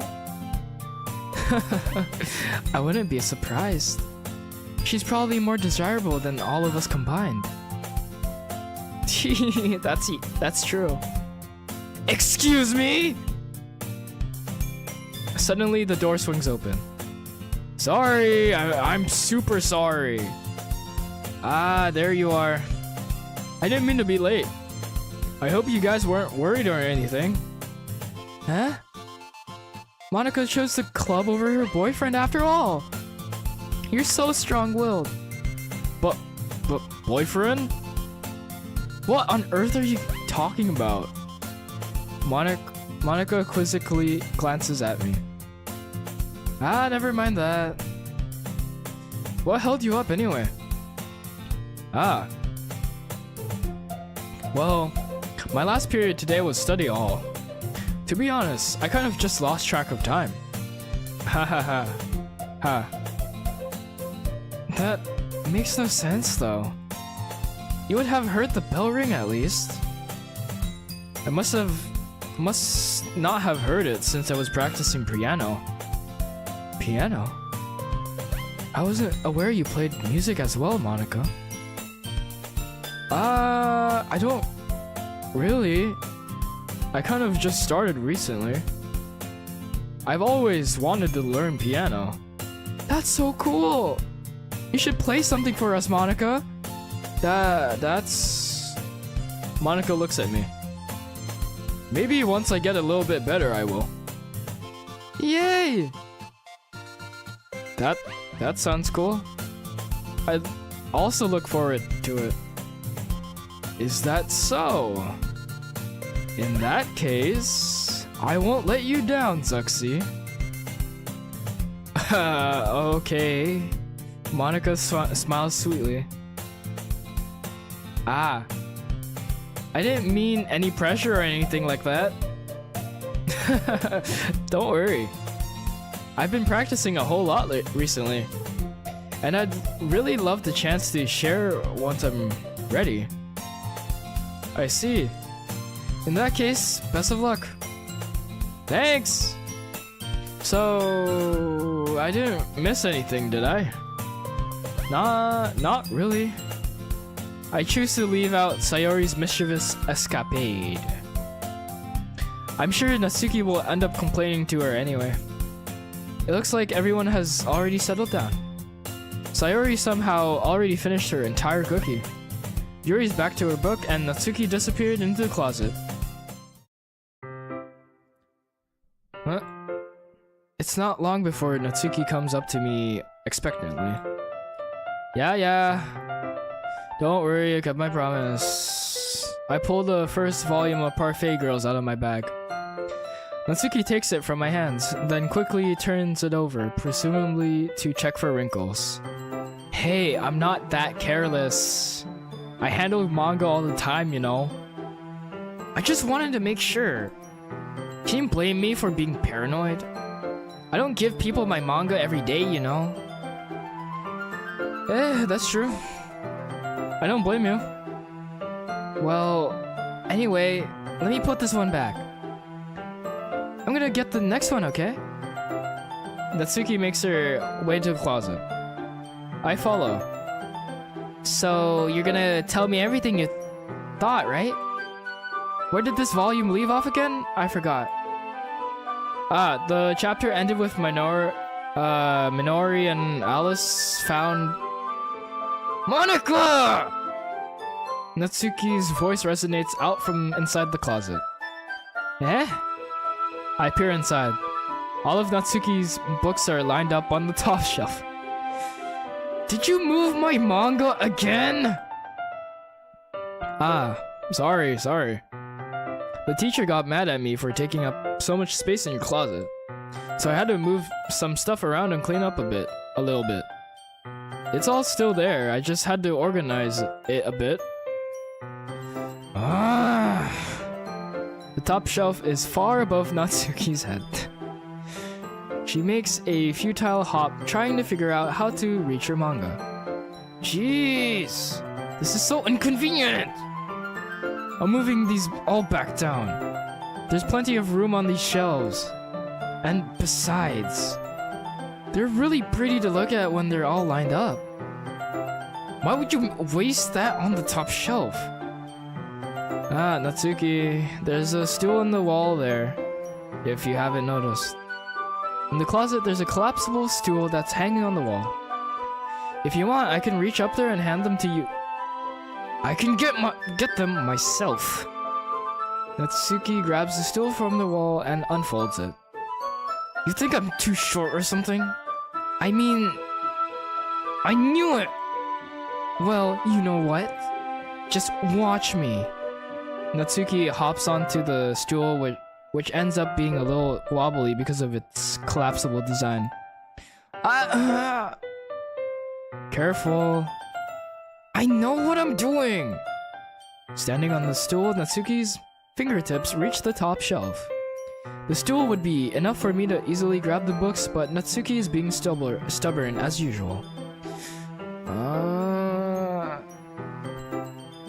Natsuki uses her fingers to scoot one of the smaller boxes to the edge of the shelf. See? Kya! The box suddenly tips. Natsuki barely catches it before it falls to the floor. The stool wobbles. Losing balance, Natsuki hops off the stool. Thankfully, she was able to stay on her feet. She holds the box triumphantly. There! Having almost fell, Natsuki is a bit shaken up. Jeez. No need to prove yourself to me. There's no way you'll be able to get the bigger boxes like that. I can reach them, so just...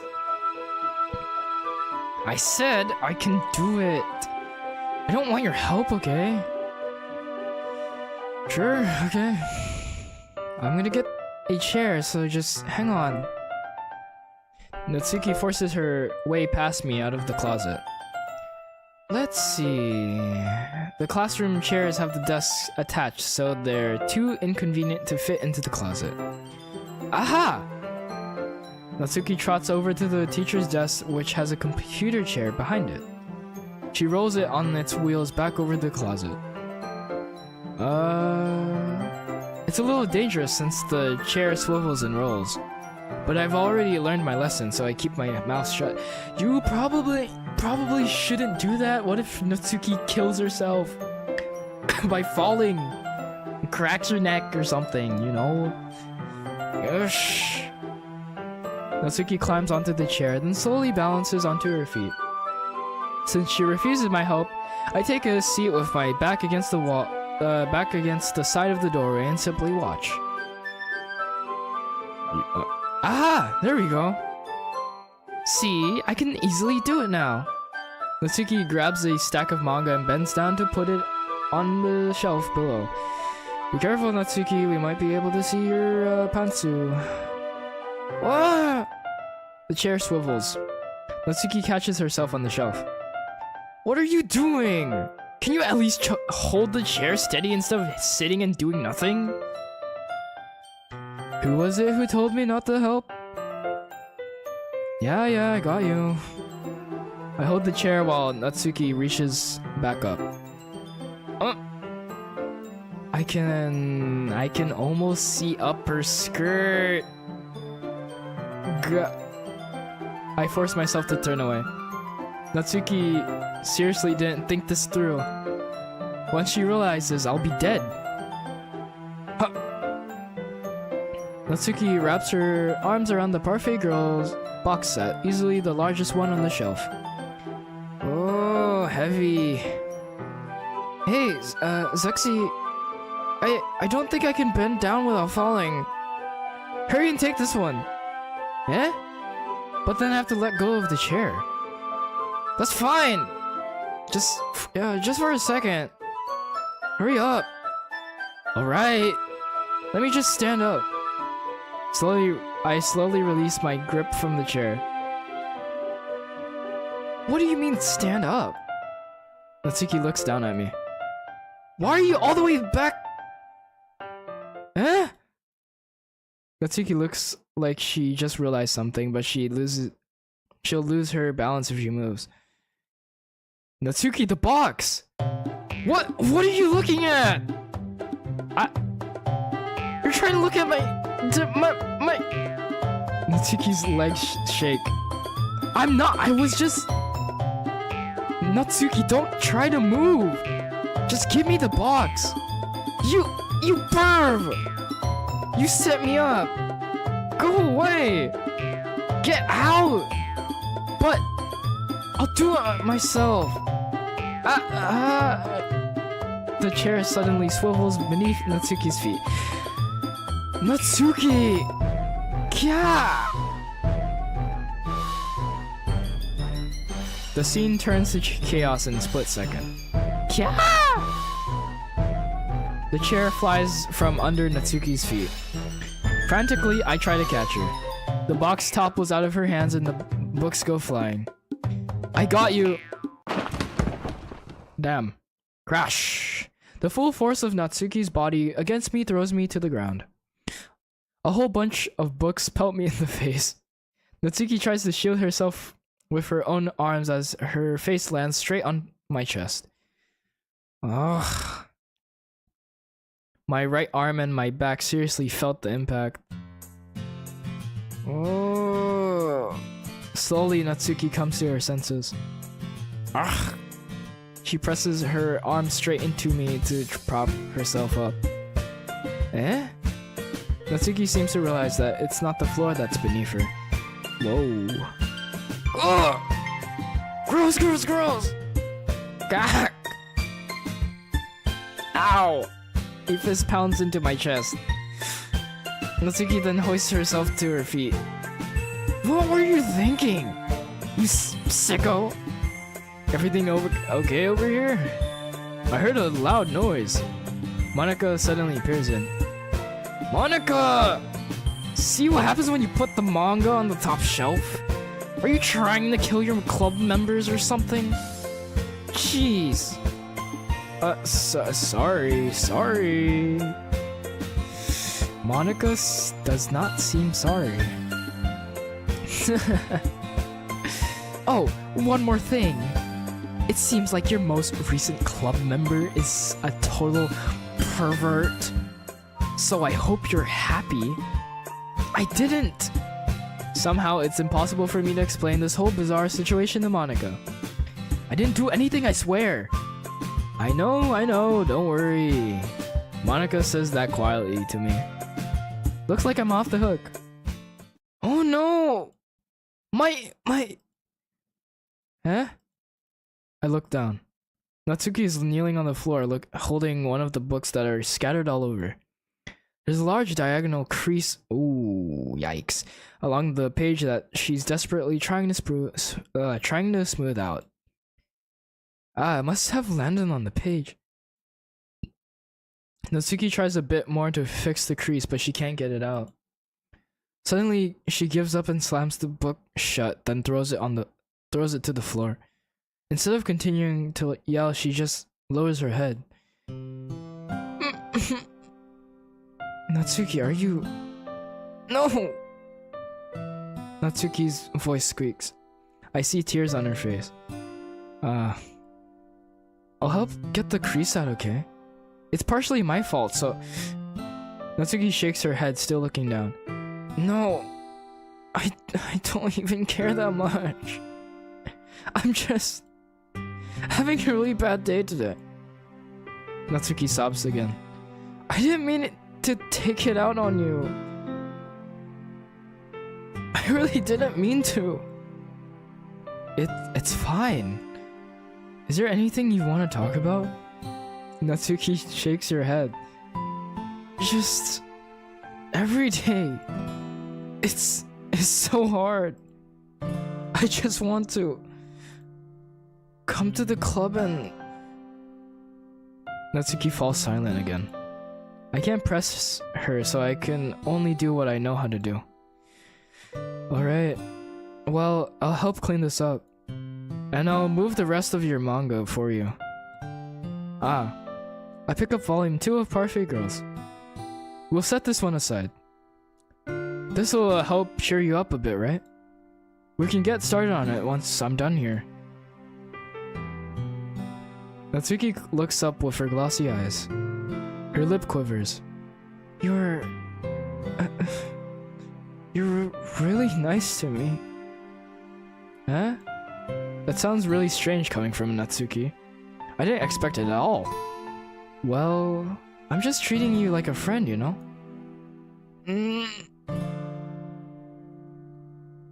Natsuki lowers her head and stifles another sob. I'm not sure what happened to her today, but being nice is the least I can do. The next couple minutes are silent between us as I begin gathering the scattered books. I make sure to slip them into the box in their correct order. After a little bit, Natsuki starts helping. It isn't long before we're done, and I hoist the box onto the shelf where Natsuki wanted to put it. Then I get on the stool and quickly finish moving the rest of her books from the top shelf. Alright, that should do it. I hop off the stool. Natsuki averts her gaze. Thanks.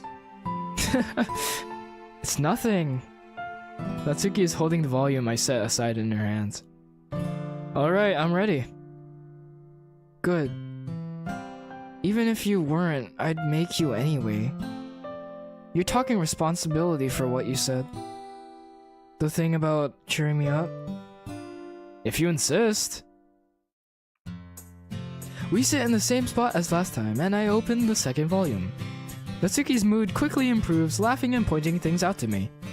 She's surprisingly sharp, making note of a lot of subtle, repeated jokes and a background element.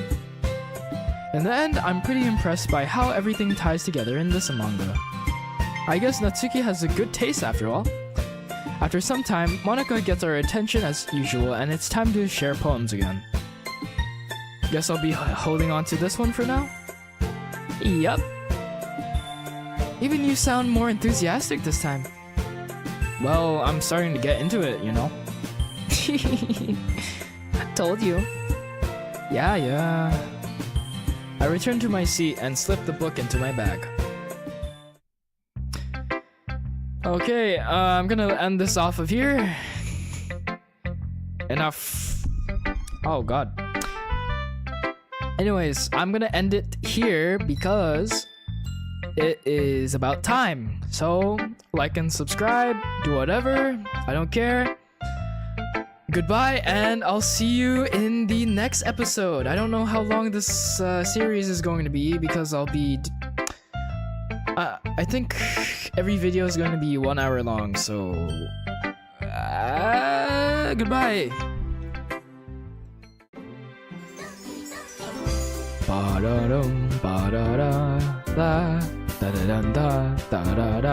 Well, welcome back to Doki Doki Literature Club. Last time, we were messing around with Natsuki in the closet. She fell on me. I made her cry. Kidding. Yeah, we last time was just mainly wholesome time with Natsuki and raising up Natsuki mostly. Anyways, but last time the audio was kind of bad because I kept peeking the mic, probably because I was way too close to the mic. So I hope that doesn't happen this time. So yeah, let's get back into the game then. Who should I show my poem first? To first. Of course, Natsuki. What? Natsuki reads my poem. She keeps glancing at me, then back at the poem. By now, she must have read it more than once. Huh? Is it that bad? No, it's not. It's good. It's really good, actually. There, I said it. Ugh, this wasn't supposed to happen at all. Why can't you just be bad at this? My poems are supposed to impress you, not the other way around. Oh, you're trying to impress me, huh? Obviously, you think I'd let you enjoy Yuri's writing more than mine? Give me a break. Well, in that case, what's the problem with me trying to impress you? I'll tell you, Huh? Natsuki's face freezes like she just realized something.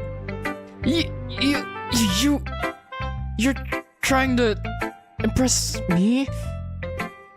Natsuki vigorously scans her eyes over my poem one more time.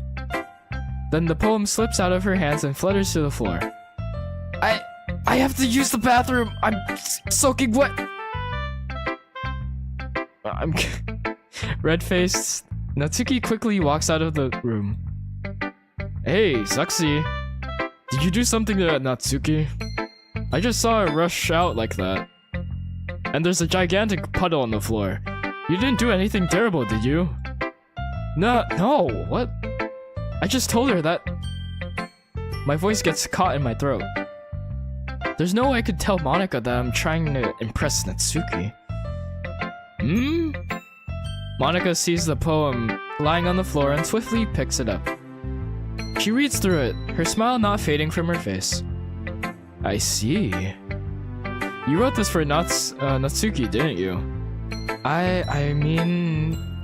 Not really? In fact, didn't she like your poem a lot the other day too? I'm surprised you know her taste so well already. Are you sure you're not cheating, Zuxi? No. Cheating? What do you mean by that? Never mind, I'm just kidding. You're not cheating on me, are you? I didn't understand Monika's joke at all. Anyway, how do you think Natsuki feels about you? Oh, you don't need to answer that. It's just something for you to think about. Hey! Natsuki comes up and snatches the poem out of Monika's hands. Neither of us had noticed her re-enter the classroom. Did you read this, Monika? Of course, I liked it. Ugh. You should really stop reading things that aren't for you, you know? You have a bad habit of doing that. Yeah. But Zuxi wrote this poem. And we're supposed to share with everyone, right? Oh. Natsuki freezes. She apparently forgot that my poem is technically for everyone to read. Okay, well, I think Zuxi is done sharing this poem with everyone. It's not like anyone would want to read this anyway.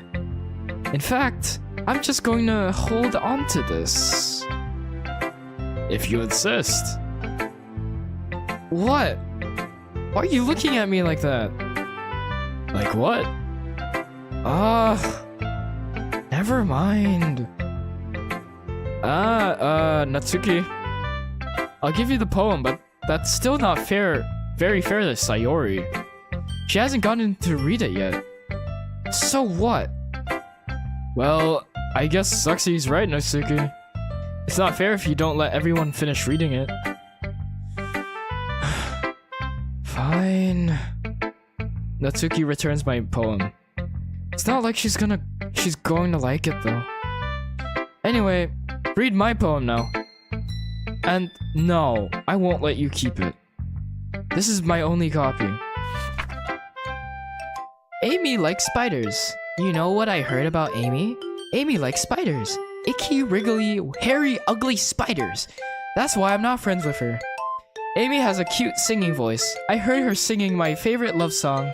Every time she sang the chorus, my heart would pound to the rhythm of the words. But she likes spiders. That's why I'm not friends with her. Oh god. One time I hurt my leg really bad. Amy helped me up and took me to the nurse. I tried not to let her touch me. She likes spiders, so her hands are probably gross. That's why I'm not friends with her. Amy has lots of friends. I always see her talking to people. She probably talks about spiders. What if her friends start to like spiders too? That's why I'm not friends with her. It doesn't matter if she has other hobbies. It doesn't matter if she keeps it private. It doesn't matter if it doesn't hurt anyone. It's gross. She's gross. The world is better off without spider lovers. And I'm gonna tell everyone. Okay. Wow. Not bad, right? It's quite a bit longer than yesterday's. Yesterday's was way too short. I was just warming up. I hope you didn't think that was the best I could do. No, of course not. Anyway, the message is pretty straightforward in this poem, right? I doubt I have to explain it. Yes you do, because I didn't understand a single thing. I suck at reading poems. Sometimes you can explain complicated issues with much simpler analogies. And it helps people realize how stupid they're being. Like, anyone would agree that the subject of this poem is an ignorant jerk. Is that supposed to be you? Do you know people like that? Of course, it's me. Kidding. It's about how everyone thinks my... That doesn't matter. It can be about anything. I wrote it to be easy to relate to. Everyone has some kind of weird hobby or guilty pleasure. Something that you're afraid if people find out, they'd make fun of you or think less of you. But that just makes people stupid. Who cares what someone likes as long as they're not hurting anyone and it makes them happy? I think people really need to learn to learn to respect others for liking weird things. Well, you're definitely right. At least I can relate to that. And I'm sure a lot of other people can too. You know, I'm glad that you can appreciate this kind of writing. I mean, I know I was talking about that yesterday, but I've been enjoying sharing my writing with you, so consider yourself lucky, okay? Sure. Well, thanks for being honest. What's that supposed to mean? I'm always honest. Jeez. Just look forward to tomorrow too, okay? Alright, I will.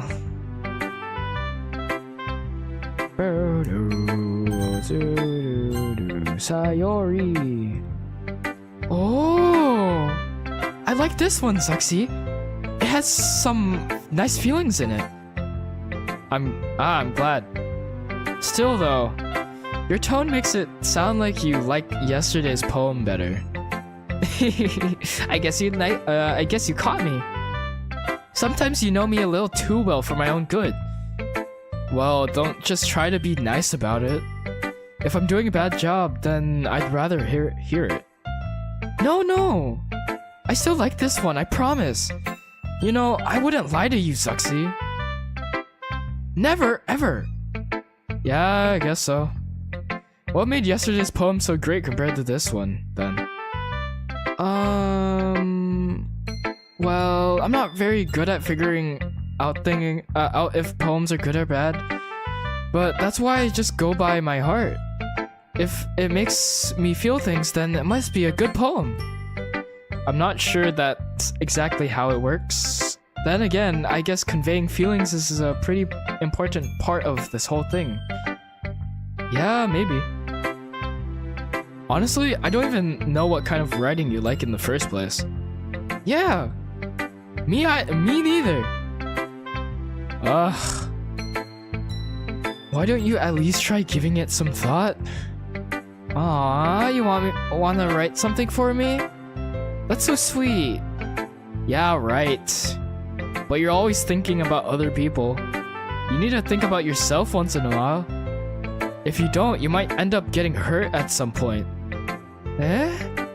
Well, I don't really know what you mean, but I'll try to keep it in mind. Well, whatever. Anyway, let's see. I guess I like happy poems. Wait, sometimes I like sad poems too. Sometimes a little bit of both. There's a word for that, right? What's the word I'm looking for? Ah, bittersweet. Yeah. I like things that are happy and things that are sad. Happy and sad? I can't see you liking something sad, Sayori. Well, I like happy the most. But sometimes when you have a little rain cloud in your head, a sad poem can help give the rain cloud a little hug and make a nice happy rainbow. Sayori, that's unexpectedly poetic. Eh? It is? Maybe I'm getting better at expressing my feelings after all. Thanks, Sexy. I should go write that down then. You can read my poem now, okay? Bottles. I pop off my scalp like the lid of a cookie jar. It's a secret place where I keep all my dreams. Little balls of sunshine, all rubbing together like a bundle of kittens. I reach inside with my thumb and forefinger and pluck one out. It's warm and tingly, but there's no time to waste. I put in a bottle to keep it safe, and I put the bottle on the shelf with all of the other bottles. Happy thoughts, happy thoughts, happy thoughts, and bottles all in a row. My collection makes me lots of friends. Each bottle is starlight to make amends. Sometimes my friend feels a certain way. Down comes a bottle to save the day. Night after night, more dreams. Friend after friend, more bottles. Deeper and deeper my fingers go, that's what she said. Like exploring a dark cave. Discovering the secrets hiding in the nooks and crannies. Digging and digging, scraping and scraping. I blow dust off my bottle caps. It doesn't feel like time elapsed. My empty shelf could use some more. My friends look through my locked front door. Finally, all done. I open up and in come my friends. In they come in such a hurry. Do they want my bottles that much? I frantically pull them from the shelf, one after the other, holding them out to each and every friend, each and every bottle. But every time I let one go, it shatters against the tile beneath my feet. Happy thoughts, happy thoughts, happy thoughts, and shatters all over the floor. They were supposed to be for my friends who aren't smiling. They're all shouting, pleading, something. But all I hear is echo, echo, echo, echo, echo. Inside my head. What is this one about? Like... Holy shit! Sayori, did you really write this? Of course I did! Didn't I tell you yesterday I was gonna write the best poem ever? Yeah, but... I mean, I didn't expect something like this coming from you. Monica taught me a whole lot, and I've been really in touch with my feelings lately. I see that. It's almost kind of... creepy. Creepy? Well, not exactly. Maybe because I'm so used to you being cheerful. Well, never mind. I'm thinking too hard about it. The point is, it came out good, so you should be proud of it. Aw, thanks. I feel like I was meant to express myself this way. It even helps me understand my own feelings a little bit better. Writing is like magic. You've gotten pretty passionate about this, huh? I hope you keep it up. Yeah! Writing's the best! I'm gonna keep writing until I die. Don't get ahead of yourself. Sayori's always had a habit of getting obsessed with something before dropping it no more than a week later. I wonder if this is one of those times. But seeing the passion in her eyes makes it hard for me to be pessimistic. Then Monica. Hi again, Zuxi. That was kind of silly with Natsuki earlier, wasn't it? I'm glad the two of you have been getting along so well. That's one way of putting it. Anyway, I already read your poem, but you can go ahead and read mine now. I like the way this one turned out, so I hope you do too. Save me. The colors, they won't stop. Bright, beautiful colors, flashing, expanding, piercing, red, green, blue, an endless cacophony of meaningless noise. The noise, it won't stop. Violent, grating waveforms, squeaking, screeching, piercing, sine, cosine, tangent, like playing a chalkboard on a turntable, like playing a vinyl on a pizza crust, an endless poem of meaningless. Wow. Weird, okay. It's even more abstract than your last one, huh? I guess it's just the way I write. I'm sorry if you don't like it. No, I didn't say that. It's just a kind of thing I've never really seen before, I guess. I kind of like playing with my space on the paper. Choosing where and how to space your words can totally change the mood of the poem. It's almost like magic. The way I wrote the lines really short makes it feel like they're trying to speak over the noise. I see. It's still hard for me to tell what's about, though. Sometimes asking what a poem is about isn't the right question. A poem can be as abstract as a physical expression of a feeling, or a conversation with the reader. So putting it that way, not every poem is about something. Anyway, here's Monica's writing tip of the day. Sometimes you'll find yourself facing a difficult decision. When that happens, don't forget to save your game. You never know when you might change your mind, or when something unexpected may happen. Wait, is this tip even about writing? What am I even talking about? That's my advice for the day. Thanks for listening. So I'm gonna assume I have to save my game. Save. Save. Yuri. Are you still mad at me? Huh? For disrespecting Natsuki yesterday. Because reading this poem, now I know why you got mad at me. Because you prefer her writing over mine. That's not really true. Meaning, when I disrespected her, I disrespected you too, didn't I? Oh no. Yuri, you might be reading into this a little too much. How could I be so stupid? I always let these things happen. Whenever I think before I speak, I just come off as awkward and unlikable. But if I speak without thinking, the things I want to keep inside come out and make people hate me. So, please don't force yourself to be around me. I know this is what Monica wants, but it's not fair to you when you could be enjoying your time with Natsuki and Sayori. Yuri? Please. It makes it easier for me if you don't express any concern. Besides, I have my books with me. That's all I need.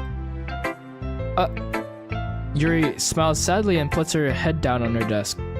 I'm frustrated. I don't hate her, but it's as if she's not capable of listening to me over her own thoughts. I sigh to myself. All I can do is accept that that's how she is. If she wants to be left alone, then I have no choice but to abide to that request.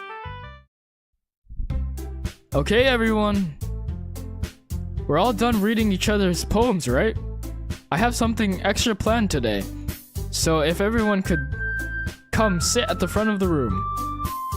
Is this about the festival? Well, sort of. Ugh, we really have to do something for the festival. It's not like we can put together anything good in just a few days. We'll just end up embarrassing ourselves instead of getting any new members. That's a concern of mine as well. I don't really do well with last-minute preparations. Don't worry so much. We're going to keep it simple, okay? We won't need much more than a few decorations. Sayori has been working on posters, and I've designed some pamphlets we can give out during the event.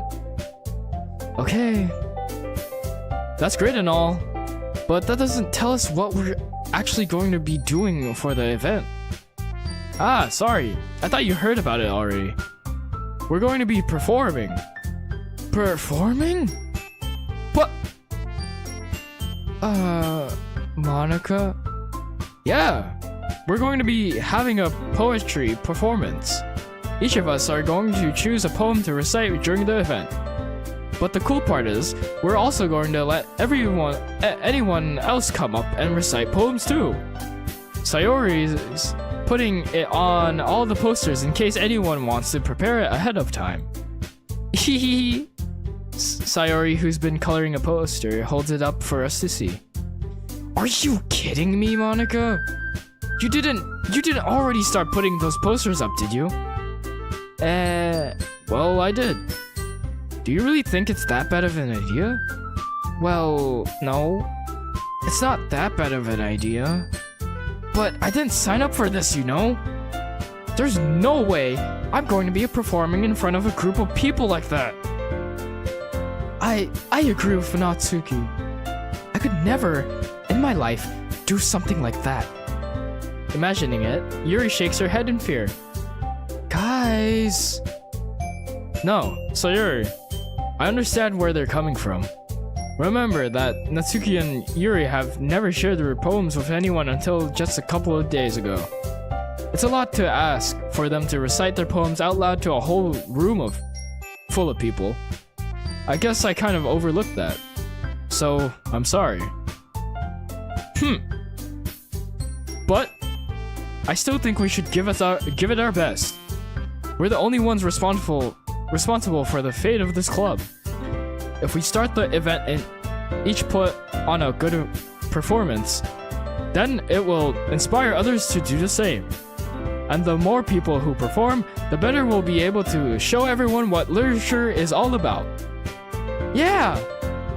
It's all about expressing your feelings, being intimate with yourself, finding new horizons, and having fun. That's right. And it's those reasons that we're all in this club today.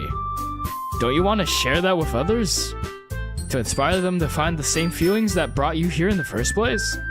I know you do. I know we all do. And if all it takes is standing in front of a room for 2 minutes and reciting a poem, then I know you can do it.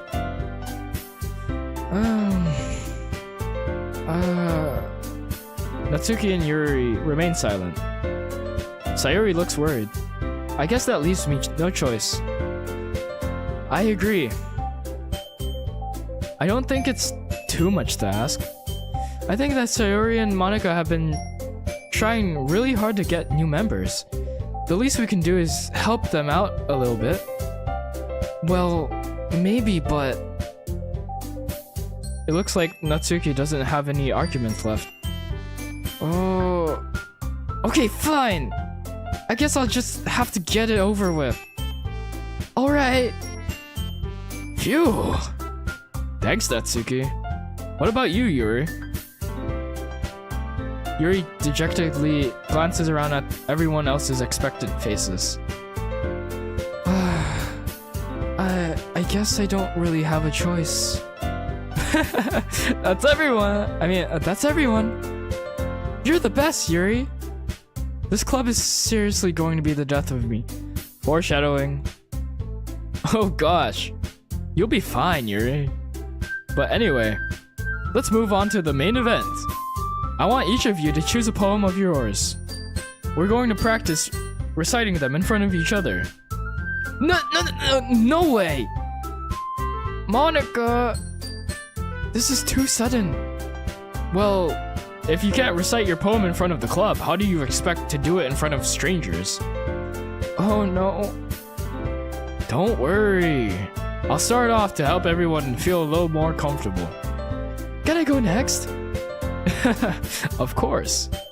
Now, Let's see. Monica flips through her notebook to the specific poem she has in mind for herself. She then stands behind the podium. The title of this poem is The Way They Fly. Ahem. Monica begins reciting her poem. Her clear, confident voice fills the room. More than that, her inflection is pristine. She knows exactly how to apply emotion behind each line she recites, bringing the words to life. Is this something she's done before? Or is she simply a natural? I glance around me. Everyone has their eyes on Monica. Sayori looks amazed. Yuri has intense expression on her face that I don't understand. Finally, Monica finishes the recitation. The four of us applaud.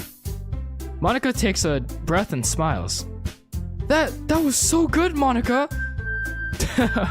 Thank you so much. I was just hoping to set a good example. Are you ready to go next, Sayori? I'll go next. What? Yuri's fired up all of a sudden. Yuri clutches a sheet of paper between her hands and stands up. Keeping her head down, she walks quickly over to the podium. This poem is called... Yuri anxiously glances at each of us. You can do it, Yuri. It's called After Image of a Crimson Eye. Yuri's voice shakes as she starts reading the poem. Just a minute ago, she practically refused to do this. Why is she suddenly putting in so much effort? As Yuri gets past the first couple of lines, her voice changes. It's almost like what happens when Yuri gets absorbed into her books. Her quivering words transformed into sharp syllables of a fierce and confident woman. The poem is full of twists and turns in its structure that she enunciates with perfect timing. This must be a rare glimpse into the whirling fire Yuri keeps concealed inside her head. Suddenly, she's finished. Everyone is stunned. Yuri snaps back into reality and glances around her, as if she bewildered even herself.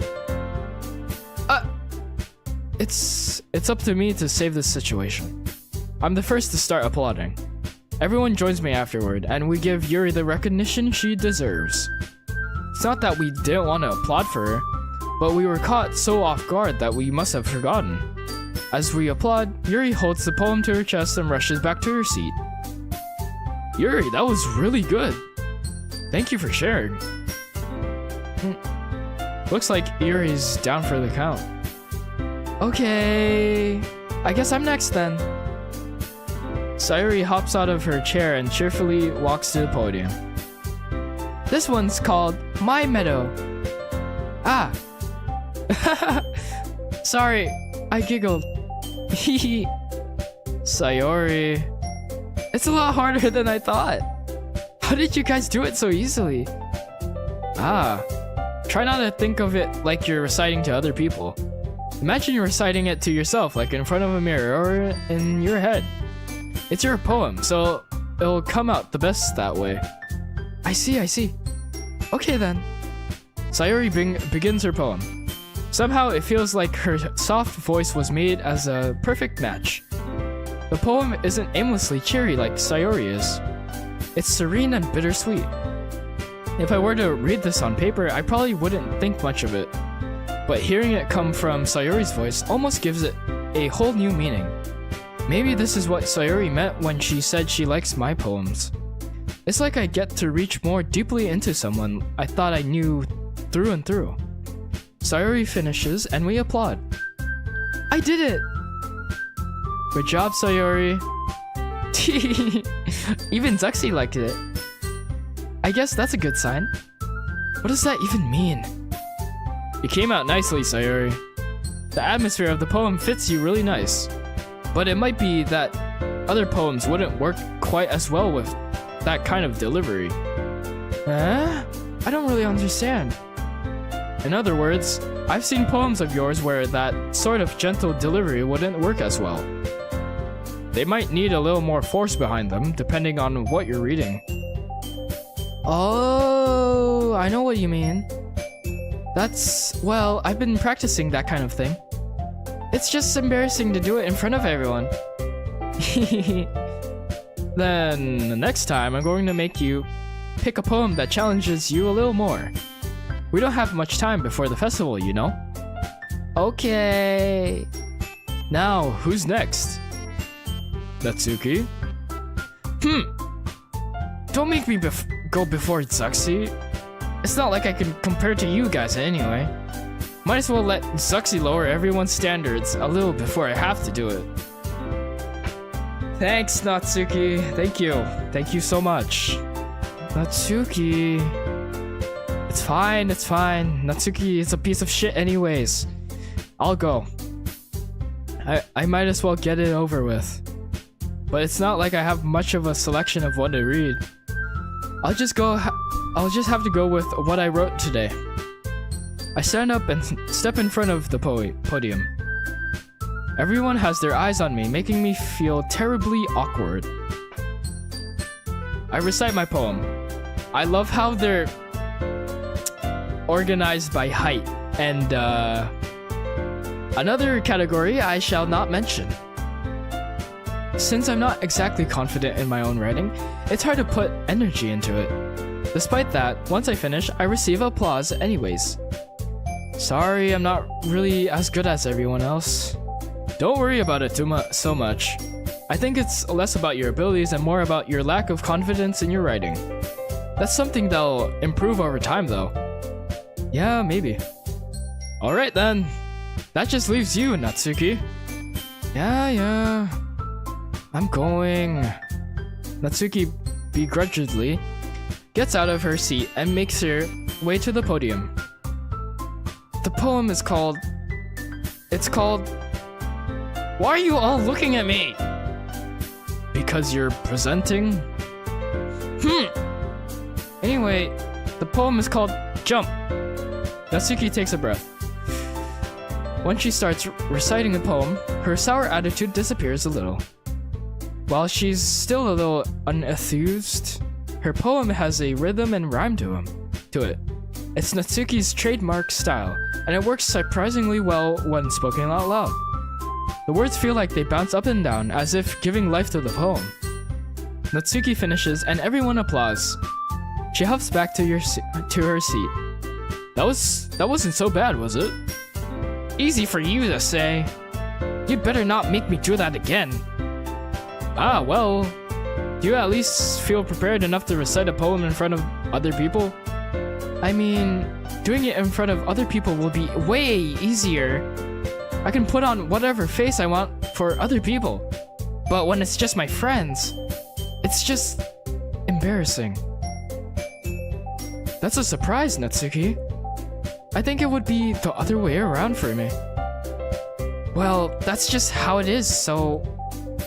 Well, I guess in that case, you won't have much to worry about for the festival.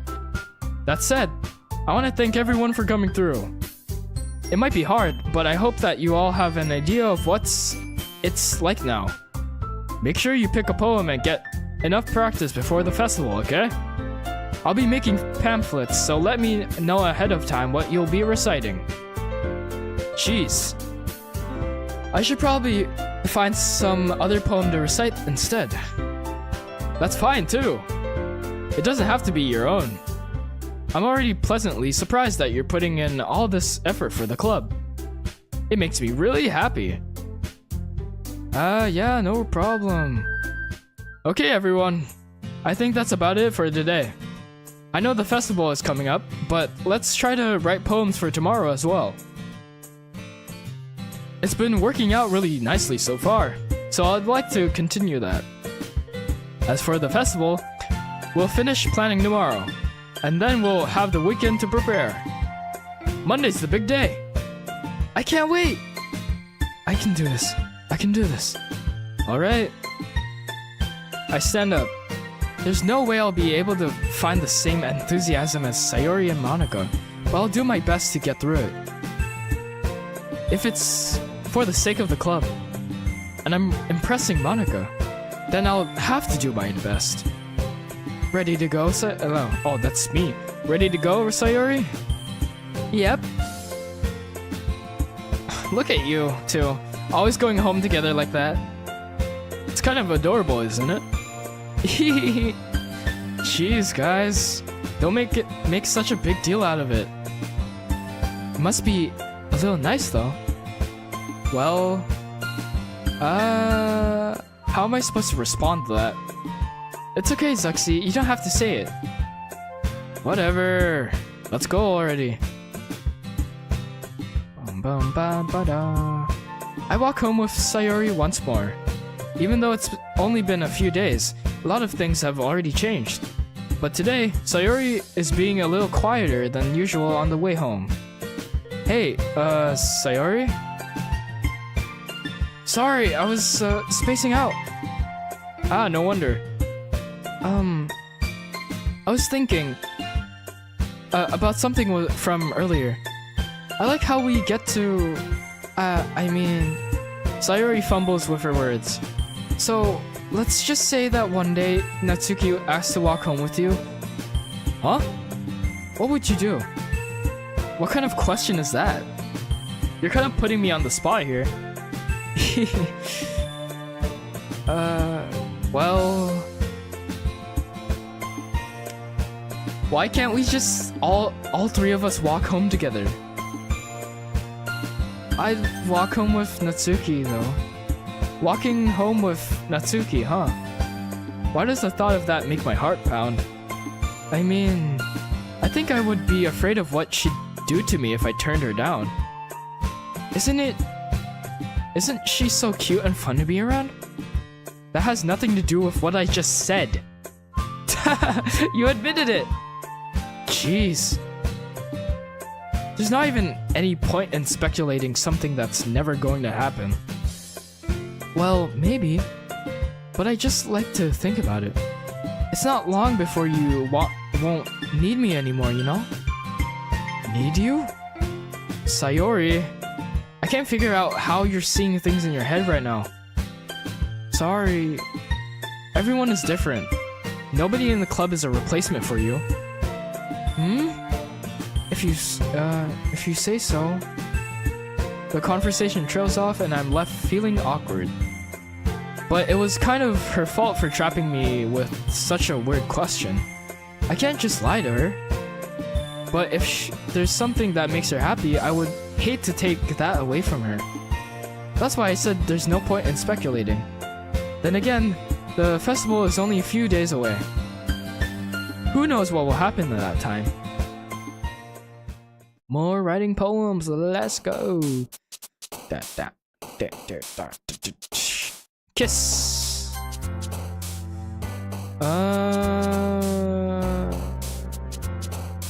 Bruh, covet? No. Papa. Jumpy. Childhood. Okay, never mind. Fluffy. Sugar. Giggle? Oh, okay. Not passion. Family? Kitty. Vanilla. Puppy. Pickle. Okay, never mind. Lollipop. Joy. Never mind. Oh my god, what am I doing? Pout. Mouse. Socks? Socks. Rainbow? Never I accidentally picked. Okay. Oh man. I'm the last one here again. Don't worry, I just walked in too. Were you practicing piano again? Yeah. You must have a lot of determination. Starting this club and now picking up piano? Well, maybe not determination, but I guess passion. Remember that the club wouldn't be here if it wasn't for all of you. And I'm super happy that you're all willing to help out for the festival too. Ah, I can't wait for the festival. It's gonna be great. Eh? Weren't you complaining about it just yesterday, Natsuki? Well, yeah. I'm not talking about our part of the festival. But it's a whole day of school where we get to play and eat all kinds of delicious food. You sound a bit like Sayori all of a sudden. Monica, Do they usually have fried squid? Squid? That's a pretty specific thing to look forward to. Oh, come on! Are you saying you don't like squid? You of all people? Eh? I didn't say that I don't like it. Besides, what do you mean by you of all people? Because it's right in your name. Monica. Eh?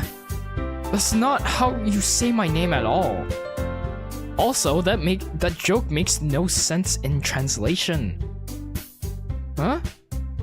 Ah, never mind. Let's just focus on our own event for now, okay? Fine. Your reactions aren't as fun as Yuri's or Sayori's anyway. Excuse me? Where's Sayori anyway? Oh, there you are. Sayori is sitting at a desk in the corner of the room looking down at nothing. I walk over to her. Hey, Sayori. I wave my hand in front of her face. Eh? You're spacing out again.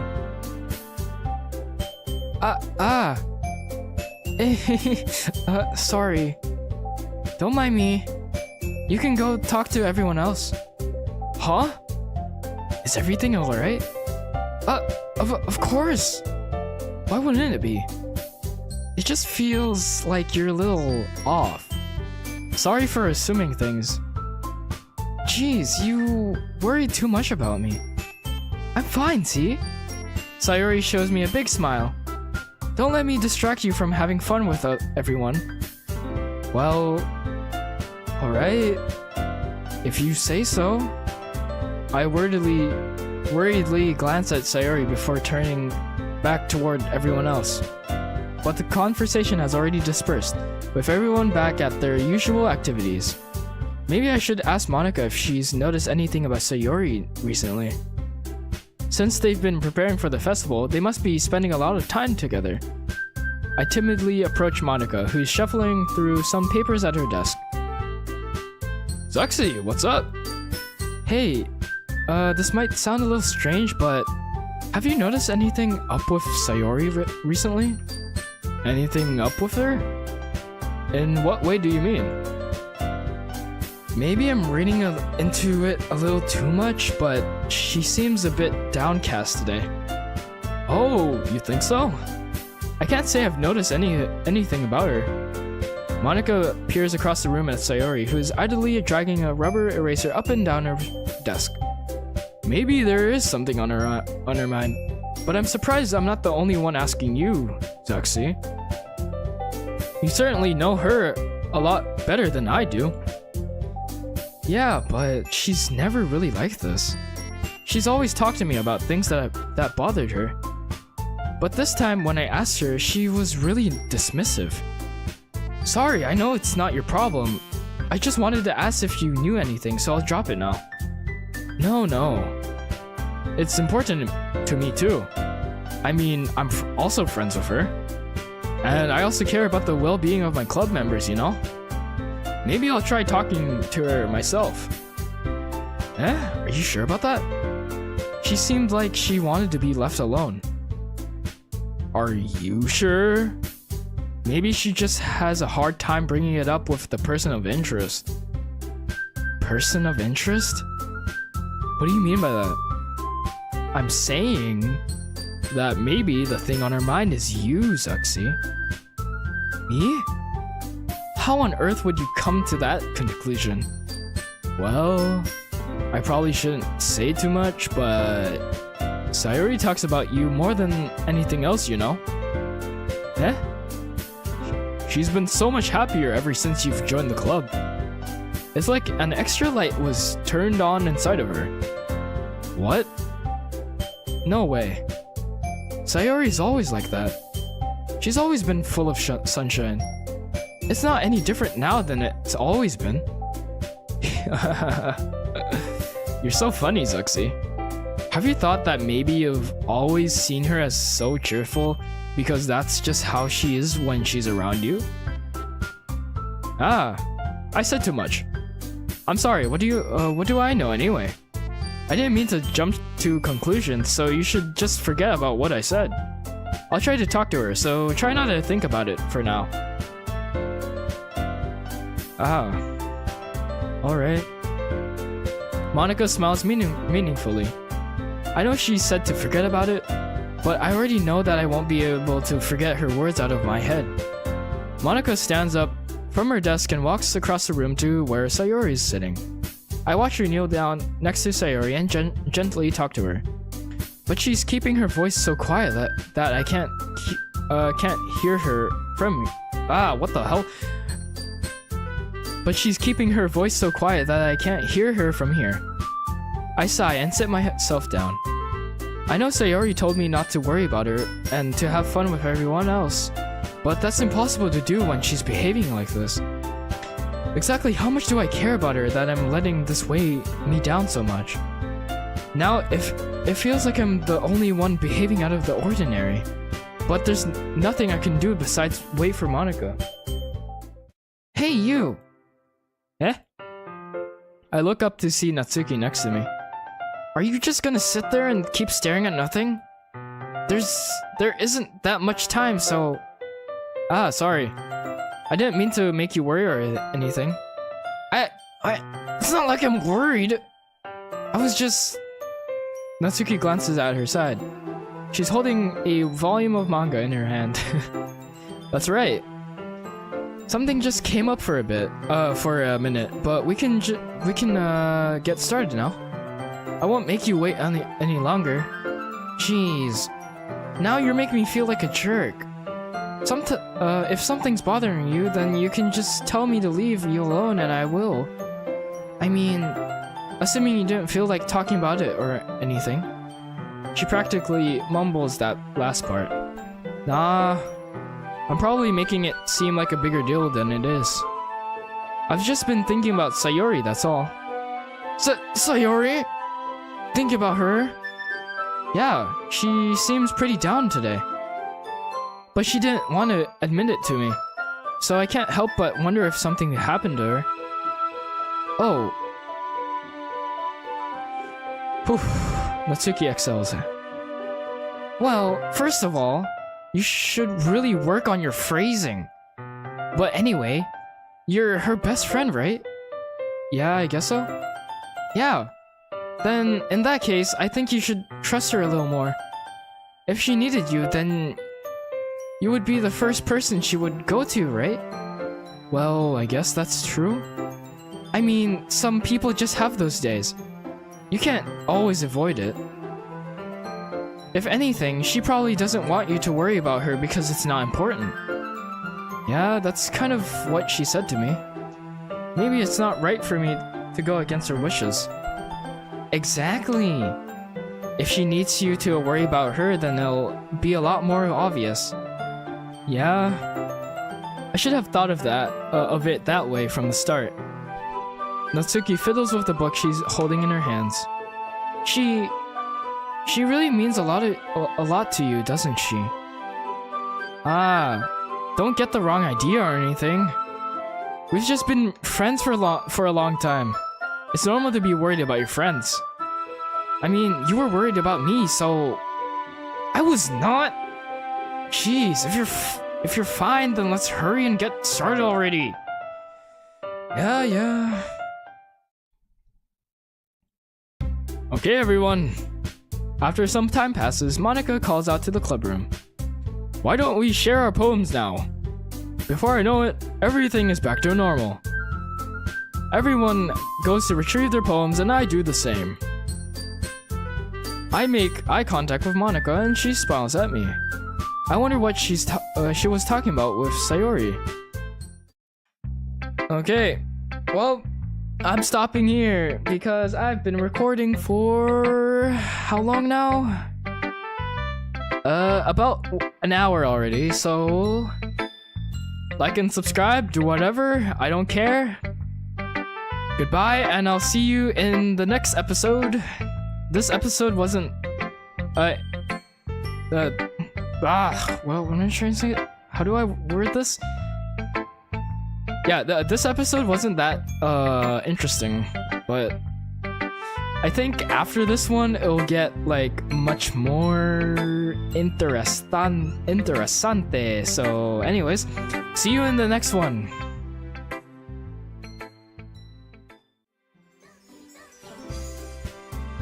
Banana, na, banana, na, banana, banana, na.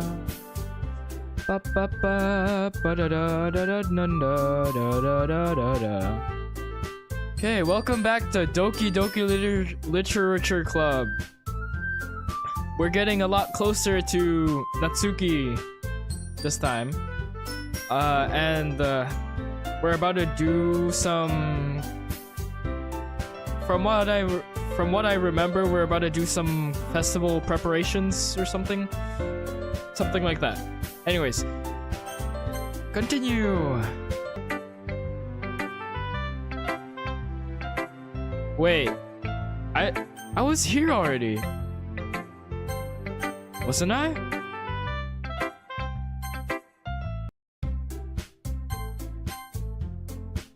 Yeah, I was already here, bro. What? Did I forget to save? Hang on, they might mean more sports, but yeah, I've been here already. What the? I chose that option. Okay, for this one I actually have to lock in. Sweet. Kitty. Bouncy. Boop. Sucks. Kiss? Nice. Doki Doki. Swimsuit? Oh wow, what the hell? Marshmallow. Pout. Papa. Fluffy. Vanilla. Sparkle. Wait, sugar. Whirl. Oh, I have no idea for this one. What the silly? God damn you, Sayori. Pickle is Yuri from what I remember. Well, I didn't.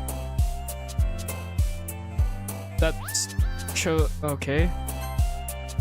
And finally, anime. Perfection. Oh man, I'm the last one here again. Don't worry, I just walked in too. Wait, I'm already past this, didn't I?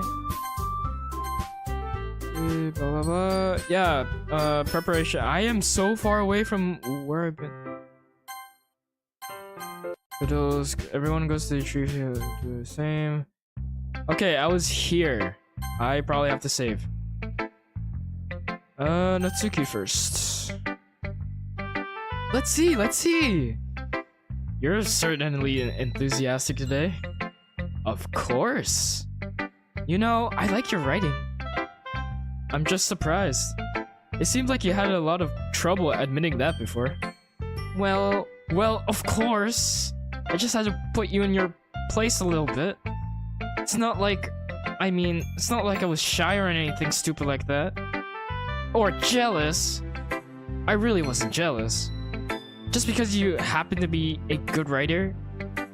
That's such a dumb thing to get jealous about. Natsuki? What? You're not very confident about your writing, are you? Huh? What are you talking about? My writing is obviously the best. Right? It took me a while to figure it out, but I think I finally did it. Maybe Natsuki acts so arrogant because she's trying to make up for her own insecurities. If she acts like she's the best, then other people might think that way too. That's me. 100% me. Right? Zuxi? Please just tell me you like my poems. I don't care if you hate them. Just please tell me I'm the best. I just really need to hear that from someone. I know I sound stupid, but there's a reason I never shared my poems before this. Natsuki. Because no one ever takes me seriously. What's the point in sharing my poems if people just laugh and say, "That's so cute," just like you, Natsuki. Sometimes I don't want to be cute, but nobody understands that. I try really hard when I write. Style doesn't matter. The emotions are there. Why can't anyone see that? I just wanna... Natsuki trails off. Maybe it's because her lip started to quiver. I look down. Her fists are clenched really tightly. Hey, Natsuki? If you're not careful, you'll rip your own poem. I gently grab the poem with my own hand until she relaxes her grip on it. I place it flat on the desk and smooth out the wrinkles that she put into it. Don't read it! Before I can pick it back up, Natsuki snatches the poem up from the desk. It's not any good. And I know you hate my poems. So you don't have to read this one, okay? But I want to read it. I never said I hate your poems. What? Why? Because I like your poems. I really do. Why would I judge you for your own style? It's not like my own style is anything crazy. I mean, it's true that the first time I read one of your poems, I didn't look much into it. But I know you better now. And it's wrong for Yuri to think your style is more amateur than hers. And Sayori, she always means well. But sometimes she's so focused on simple happiness that she doesn't understand what people really want.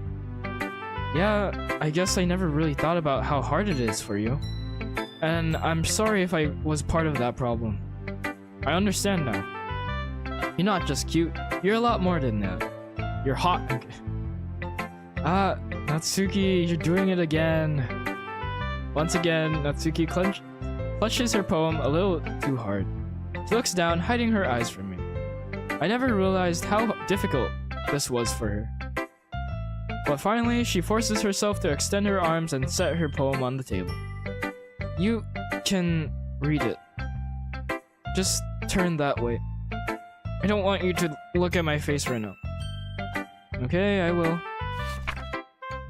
Because tomorrow will be brighter with me around. But when today is dim, I can only look down. My looking is a little more forward, because you look at me. When I want to say something, I say it with a shout. But my truest feelings can never come out. My words are a little less empty because you listen to me. When something is above me, I reach for the stars. But when I feel small, I don't get very far. My standing is a little bit taller because you sit with me. I believe in myself with all of my heart. But what do I do when it's when it's torn all apart? My faith is a little bit stronger because you trusted me. My pen always puts my feelings to the test. I'm not a good writer, but my best is my best.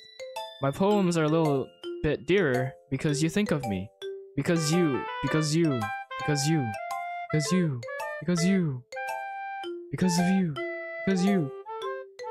I feel like this is addressed to me. I wonder.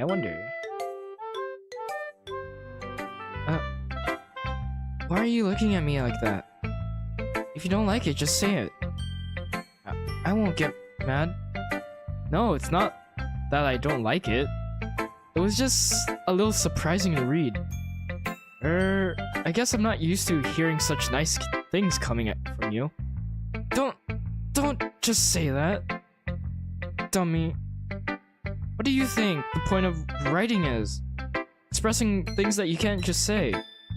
Yeah, I understand. I'm sorry for missing the point sometimes. I always mean well. And I'm happy that you showed this to me. I liked it. Well, yeah. I'm a pro, so... Natsuki mumbles, completely failing to sound confident like she usually does. Just remember that I can think these things sometimes too. You know, when you're nice to me, it's... meaningful. I'm glad. Sensing Natsuki is satisfied, I start to hand the poem back to her. But as I do so, Natsuki takes my hands and pushes them back, away. Her small, soft hands surprise me with their assertion. I don't want it. Eh? Why not? I just don't. Jeez. I realize what Natsuki is doing. Unable to be honest, she's trying to give me the poem in a roundabout way. Well, in that case, I'm going to keep it then. Instead of teasing her, I choose to go along with it. Good! If you didn't, I would. Never mind. I'm glad that you want it. Natsuki backpedals on her words and leaves it at that. She would what? What would you do? What? Despite her best efforts to hide her expression, I can see her faintly smiling to herself. That's all for now, so go put it away before someone sees it, okay? Ah, yeah. I'll go do that. With that, I return to my seat so that I can put away Natsuki's poem. A little unfair for the rest of the people, so I'm gonna go with Sayori. Are you feeling better, Sayori? It's nice, I guess. Come on, I can already tell you don't like it. Well, you don't need to worry about what I think. After all, you wrote this for someone else, didn't you? Probably Natsuki. Eh? I didn't write this for anyone specifically. Maybe? That's not really what I meant though. But it's okay. You're making new friends, just like I was hoping. That makes me really happy. And you're happy too, right? In this club? Well, of course I am. Good! That's all that matters to me. Thank you, Sexy. Sayori? Is there something wrong? Huh? No, nothing. I'm just a little tired today. Alright. Just tell me if you need anything. I will. Don't worry about me, okay? You can go play with everyone else now. If you insist. Yay! I'm gonna go home a little bit early today. Sayori? Tell Monica I wasn't feeling well, okay? I'll see you tomorrow. Before I can say anything else, Sayori cheerfully walks out of the classroom humming to herself.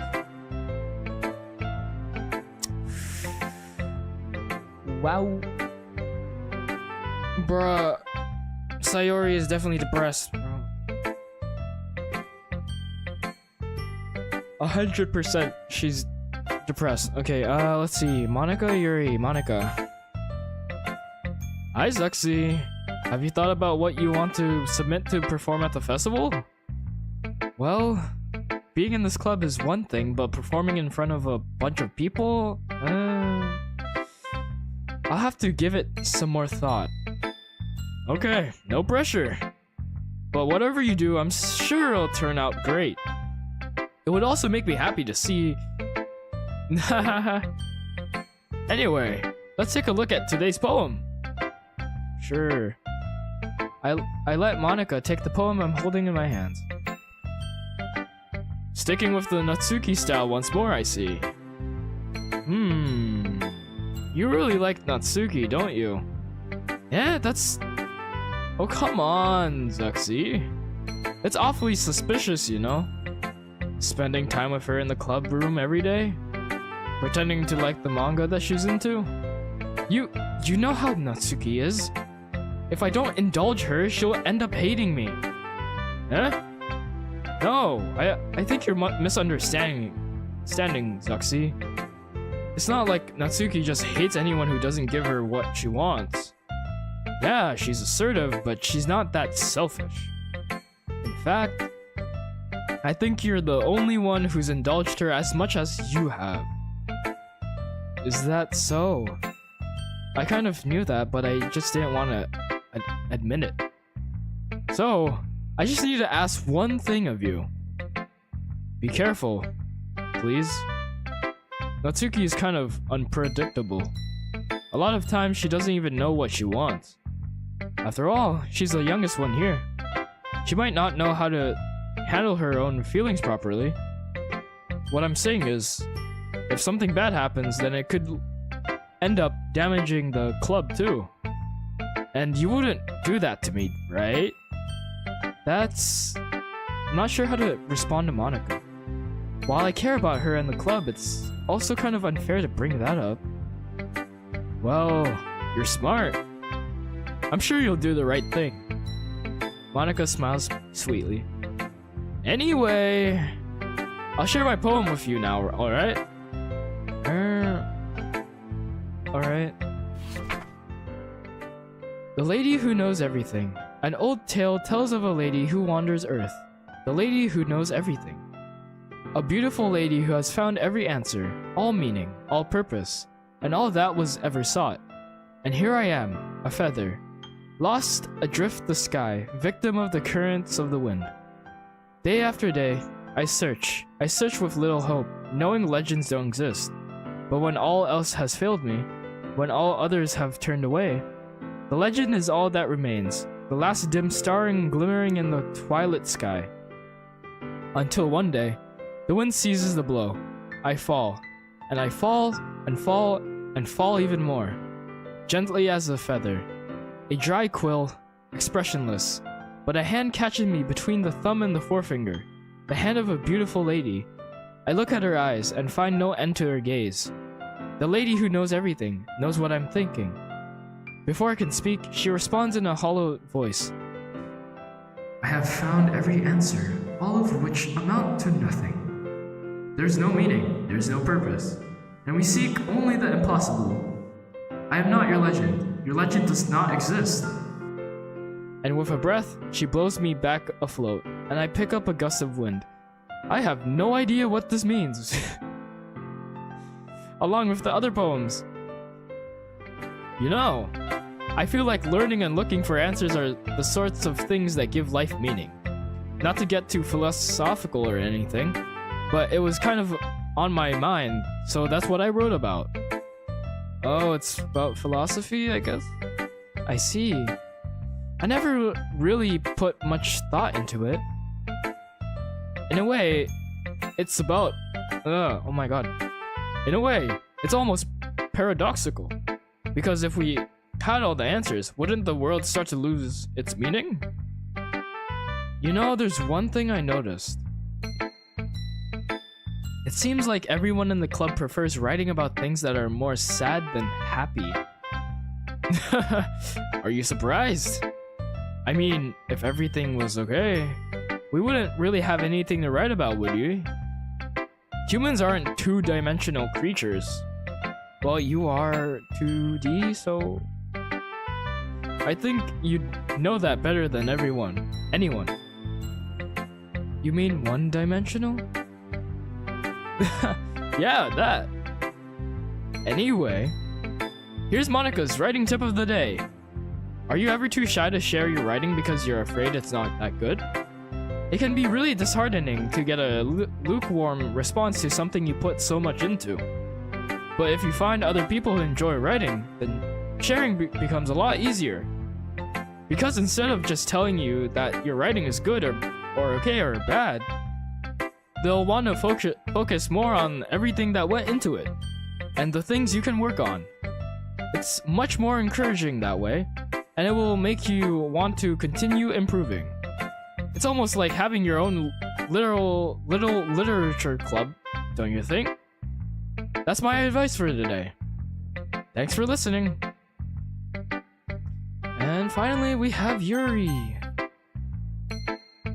Oh, what's with the... Yuri doesn't look too enthusiastic about spending time with me. I guess if she changes her mind, she'll come to me. But I should leave her be for now. Brah. Oh, okay, you three. We're all done sharing poems, right? Why don't we start figuring out... Hold on for a second. Is it just me, or did you say something strange just now? Eh? Something did sound a bit unusual. That's right.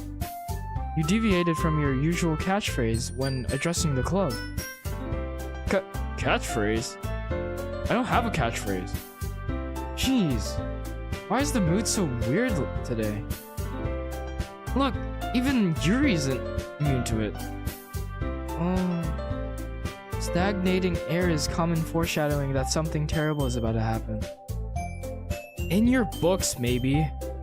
Look, the only thing different is that Sayori isn't here. Ah, it seems you're right. Sayori always helps lighten the mood a little bit, doesn't she? It's almost like everyone's balance is thrown off a little when she's not around. Where the heck did she run off to anyway? I thought she just went to pee. Natsuki, please show some decency. Oh, come on. She actually wasn't feeling too well and went home early. Is that so? I hope she's alright. Seriously? Of all the times to not go home with her, you picked the time she's not feeling well? So much for you two being all lovey-dovey. No! First of all, stop misunderstanding my friendship with Sayori. And second, she's kind of been avoiding me today, so I didn't want to force it. Oh. That curious expression coming from Yuri of all people. Calm down, guys. I talked to her earlier and everything is fine. What did she say? Anyway, we need to figure out the rest of the festival preparations, so let's decide what everyone will be doing this weekend. Alright, I already know what I'm doing. That's right. Natsuki will be making cupcakes. But we might need a lot of them and different flavors. Can you handle that all by yourself, Natsuki? Challenge accepted! And as for myself, I'm going to be printing and assembling all the poetry Oh god.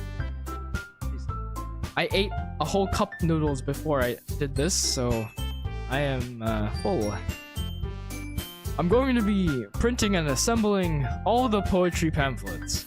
Sayori will be helping me design them. And as for Yuri, you can...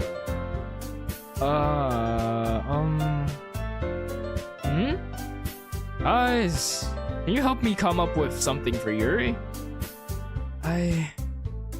I'm useless. No! That's not it at all. You're the most talented person here, you know? Now Natsuki's pouting too? Jeez, even I can tell now. I guess I never gave Sayori enough credit, but I can tell things are even harder on you when she's not around. That may be the case. But if I can't also be a leader on my own, then I won't grow as a person. So, Yuri, you have beautiful handwriting, you know? So you should make some banners and decorations to help set the atmosphere. Atmosphere? About that. I love atmosphere! Yuri's expression suddenly changes as she stares at her desk in focus and starts nodding to herself. Your mind is already racing, I see. That's great! You'll be a wonderful help, Yuri. But anyway, that just leaves you, Zuxi. The one who is truly useless. Don't say that. In fact, both Natsuki and Yuri have some pretty heavy tasks to handle. It would probably go a long way to give one of them a hand. You could always help me out as well. I would be really appreciative of that. Is Monica suggesting I spend the weekend with one of my club members? How on earth are they going to respond to a suggestion like that? I suppose I wouldn't mind a bit of help. Well, even if you don't know how to bake, there's always some dirty work I can give to you. It's not like Monika's going to give me a choice, and you shouldn't be sitting on your butt anyway. Natsuki tries to mumble a bunch of excuses like that. If I recall, Natsuki, you mentioned that you would like to handle the baking on your own. Zuxi may not like to be around if you only make him out to be a nuisance. So therefore, he may be more suited to assisting with the decorations. Hold on, I never said that. How hard could it be to make a few decorations anyway? Sounds more like you're just making excuses for Zuxi to... What are you saying? It'll be extremely meticulous work. And baking isn't? Just what do you think? Guys, let's settle down for a moment. In the end, I think it's up to Zuxi to decide how he'd like to contribute. Besides, he hasn't really gotten the chance to spend any time with me yet, you know? So I'm sure he's interested. You literally just said... I'm surprised as well. Sorry. I was just saying though. Jeez. Can we just settle this already? Yeah. Zuxi, you're okay with this, right? In the end, it's up to you. Of course. Very well. In that case, everyone looks straight at me. But of course, I'm going to go with Natsuki. Well, baking sounds like it could be fun. And you guys made it sound like a lot of work, so it could probably use 2 people. Don't worry, baking is a ton of fun. You'd definitely agree. Eh? Just a minute ago, you were saying that... That's because... Never mind, okay? Well, anyway, you'll be fine by yourself, right, Yuri? Of course. I'm used to it, after all. Wow, okay, Yuri, wow. That's good. Even though Yuri's being melodramatic, it's a little hard to not feel bad. So, that's everything, right? Anything else we need to talk about? No, I think that's it. Are you guys excited? Yes! Everything except the performance is gonna be awesome! I don't think that really counts. What about you, Zuxi? Me? I guess you could say I'm interested to see how it'll turn out. That's good. That's good enough for me. What about you, Yuri? Yuri? She's still sulking. Bruh. Natsuki starts pouting too. It's not that big of a deal or anything. Well, it might not be just that. I think that Yuri might just be feeling a little underappreciated in general. Having to come up with something for her to do and then nobody offering the help. That doesn't mean... Natsuki glances back and forth between everyone with a worried expression. Look! Natsuki goes over and puts her hands down on Yuri's shoulders. Yuri, you really are the most talented one here. And you're going to help make the event a lot more fun and welcoming. I mean, the cupcakes will probably help a lot too, but you're gonna make the atmosphere special. They'll be really important for the way that people feel during the performances. So, you need to stop being dumb and give yourself a little more credit. Natsuki releases her hands and turns around to face the other direction. You didn't really mean that, did you? Not really, but Yuri isn't the only one surprised. Monika and I are also taken aback by Natsuki's words. Natsuki, of all people, to be saying such encouraging things. But I begin to understand. Natsuki was trying to sound like Sayori. Even if it didn't work perfectly, I can tell she tried to say something Sayori would say at a time like this. Because Sayori always helps everyone smile and feel good about themselves. I'm sorry for being dumb. I'm going to do my best. And all of us are going to make it a really great event. Yeah! Yeah! I hope to see everyone do their best. But with that, there's nothing more for today. So I guess it's time for us to head out. Okay, but I'm staying here a bit longer. I barely got to do any reading today, so... Fair enough. There's nothing wrong with that. Everyone packs up their things. I start to follow Monica and Yuri out the door as they chat between each other. Where are you going? We still need to figure out our plans for this weekend. You literally would have gotten home and realized that you didn't even have a way to contact me. Oh, yeah, that's true.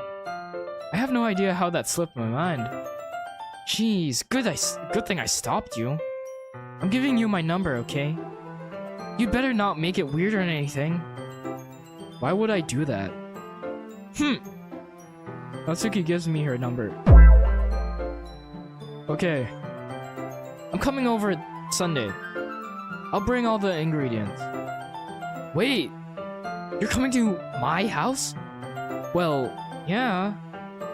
What's wrong with that?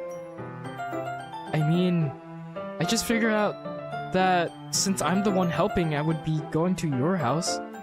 Yeah, right. Like, I could have a guy over my house. My dad would kill me. Really? That's kind of strict if you ask me. Yeah? How do you think I feel? I can't do anything with when my dad is home. Anyway, I just needed to complain for a second. We have each other's numbers now. That's all I needed from you. I guess I'll text you when I'm coming over. Alright, fine by me. Yeah? I'm really gonna show you why I love baking so much. So you'd better look forward to it. Oh? Didn't you say you were just going to give me the dirty work? Well, I was just saying that. It's not like I could act like in front of everyone that I was looking forward to this. Wait, really? Well, kind of. Just because I never got to bake with someone else before. That's all it is, so... Alright, I get it. Sorry for overreacting. Anyway, I'll be heading out now. See you on Sunday. Huh? Never mind. What I can't believe this! Natsuki is going to be coming to my house on Sunday? My anxiety shoots through the roof. Even though I've gotten pretty used to handling her at this point, there's no telling what might end up happening when we're outside of school. More than that, she told me that she was looking forward to it. Is this a chance I have to make something happen between us? Or is it too early for that? Only time will tell. But until then, I won't be able to take my mind off of it. I seriously can't wait! Oh wow, it's already Sunday. Damn. It's already Sunday. I've been getting increasingly anxious about Natsuki's upcoming visit. I keep telling myself there's no reason to be nervous, but it doesn't help much. I wonder if she'll act any different when it's just the two of us. Meanwhile, she's been texting me a lot. We sent each other one after exchanging numbers to double check, but it turned into a conversation. She's almost a different personality on the phone, using tons of emoji and cute language. She also really likes complaining about things, but I kind of saw that one coming. But putting Natsuki aside, I haven't heard a thing from Sayori since she left the club early the other day. It's not like we text each other all the time or anything, but I've been worried about her in the back of my mind. Between what Sayori said and what Monica said, is it really okay for me to put Sayori's feelings aside when she might need me? Go check up on her, bro. I decide to visit Sayori before Natsuki comes over. Rather than asking, I simply tell her, I'm coming over! Much like we've done in the past. Once I reach Sayori's house, I knock on the door before entering it myself. Again, we used to play so often that we've made it a habit of simply entering each other's houses like we were family. The house is quiet. Sayori isn't anywhere on the first floor, so I assume she's up in her room. It's already strange of her not to run down and greet me. I head up to her bedroom where I finally find her. Sayori? Hi, Zuxi. I sit down in her room. Sayori forces a smile, but it's easy to tell she's different. There's a minute of silence between us. You haven't come over like this in a long time, have you? I guess you're right. It has been a long time. Not much has really changed, has it? Sayori's room is as messy as it's always been. I also recognize the same stuffed animals and wall decorations that she's had for years now. If you came over more often, it wouldn't be such a mess. That's because I end up cleaning it for you. How come you suddenly wanted to come over today? Aren't you supposed to see Natsuki today? Yeah, but... Wait, how did you know that? Sayori had already left by the time we decided that last meeting. Monica told me. It's only natural for her to keep me informed about the festival preparations, right? Ah, that's true. But what about you? Aren't you going to be helping Monica today? Of course! But I'm just helping her online. We didn't plan to meet up or anything. Ah, so it's just me and Natsuki then. Yep. There's more silence between us. Sayori stares in a random direction. Everything about her behavior is really uncharacteristic. I finally get to the point. I just wanted to see how you were doing. After you left on Friday. When something's wrong, you can't hide it from me. I know you too well. So... Sayori smiles, shaking her head. That's no good, Zuxi. Huh? Why can't it just be like it's always been? This is all my fault. If I didn't get so weak and accidentally express my feelings, if I didn't make that stupid mistake, then you wouldn't have been worried about me at all. You wouldn't have come here. You wouldn't have been... You wouldn't have even been thinking about me right now. But this is just my punishment, isn't it? I'm getting punished for being so selfish. I think that's why the world decided to have you come over today. It just wants to torture me. Sayori! I grab Sayori by the shoulders. What on earth are you saying? Are you listening to yourself right now? I know something happened to you. There's no other explanation for you to be like this. So tell me already. Until I know, I won't be able to stop thinking about it.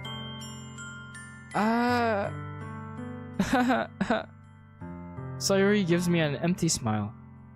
You really put me in a trap, Zuxi. But you're wrong. Nothing happened to me. I've always been like this. You're just seeing it for the first time. Seeing what? What are you talking about, Sayori? You're really just going to make me say it, aren't you, Zuxi? I guess I have no choice this time. The thing is, I've had really bad depression my whole life. Did you know that? Why did you think I'm late to school every day? Because most days I can't even find a reason to get out of bed. What reason is there to do anything when I fully know how worthless I am? Why go to school? Why eat? Why make friends?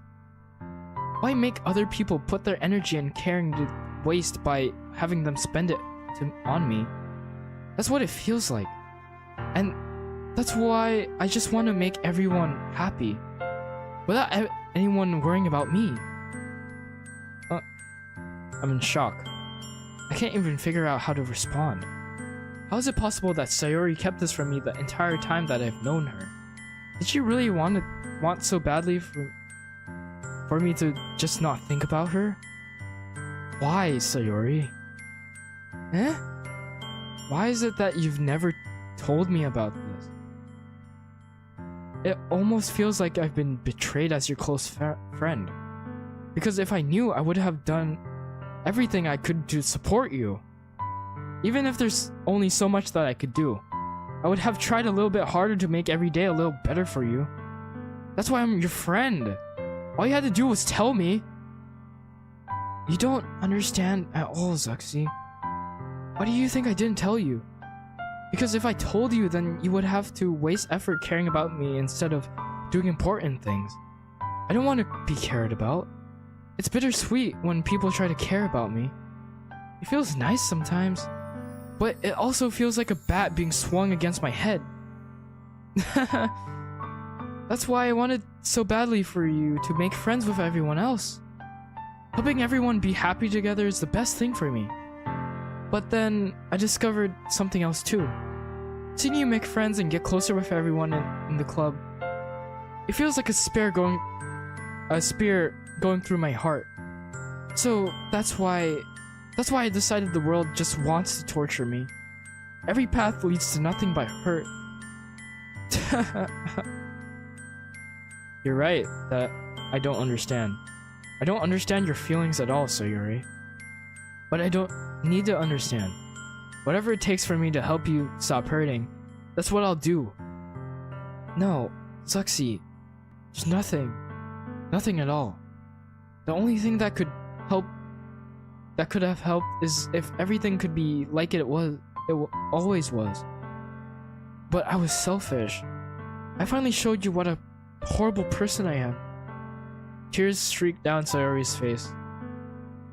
I made you join the literature club because I was selfish. And I was punished by my heart hurting in a way that I couldn't understand. And now you came here and I made you hurt too.